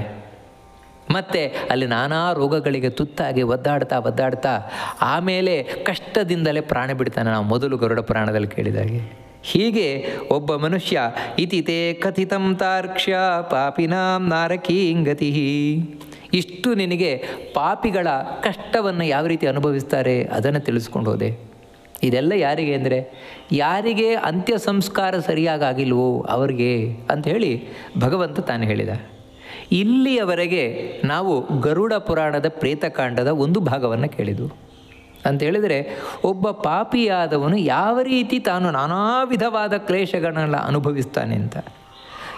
ಇನ್ನೊಂದು ಭಾಗ ಇದರಲ್ಲಿ ಏನು ಅಂತ ಹೇಳಿದರೆ, ನಮಗೆ ಈ ಪಾಪಗಳು ಬರಬಾರದು ಅಂತ ಹೇಳಿದರೆ ನಾವೇನು ಮಾಡಬೇಕು, ಅಥವಾ ನಮ್ಮ ಹಿರಿಯ ನಮ್ಮ ತಂದೆ ತಾಯಿ ಮುಂತಾದವರೆಲ್ಲ ಅವರು ಒಂದೊಮ್ಮೆ ಇಂಥ ಕಷ್ಟಕ್ಕೆ ಸಿಲುಕದ ಹಾಗೆ ನಾವೇನು ಮಾಡಲಿಕ್ಕೆ ಸಾಧ್ಯ ಉಂಟು, ಇದನ್ನು ಇನ್ನು ಮುಂದೆ ತಿಳಿಸ್ಕೊಂಡು ಹೋಗ್ತಾರೆ. ಅಂದರೆ ಇಲ್ಲಿಗೆ ಈ ಕಷ್ಟಗಳ ಕಥೆ ಮುಗೀತು. ಇನ್ನೇನು ಅಂತ ಹೇಳಿದ್ರೆ ಈ ಕಷ್ಟದಿಂದ ಪಾರಾಗುವುದು ಹೇಗೆ ಅಂತ ಆ ಉಪಾಯವನ್ನು ತಿಳಿಸುವಂಥ ಅದನ್ನು ಭಗವಂತ ಹೇಳ್ತಾನೆ. ಅದೇನು ಅಂತ ಮುಂದೆ ನೋಡೋಣ ಅಂತ ಹೇಳ್ತಾ ಈ ಗರುಡ ಪುರಾಣದ ಈ ಉಪನ್ಯಾಸವನ್ನು ಮಧ್ವಾಂತರ್ಗತ ಭಗವಂತನಿಗೆ ಅರ್ಪಣೆಯನ್ನು ಮಾಡೋಣ. ಶ್ರೀಕೃಷ್ಣ ಅರ್ಪಣಮಸ್ತು.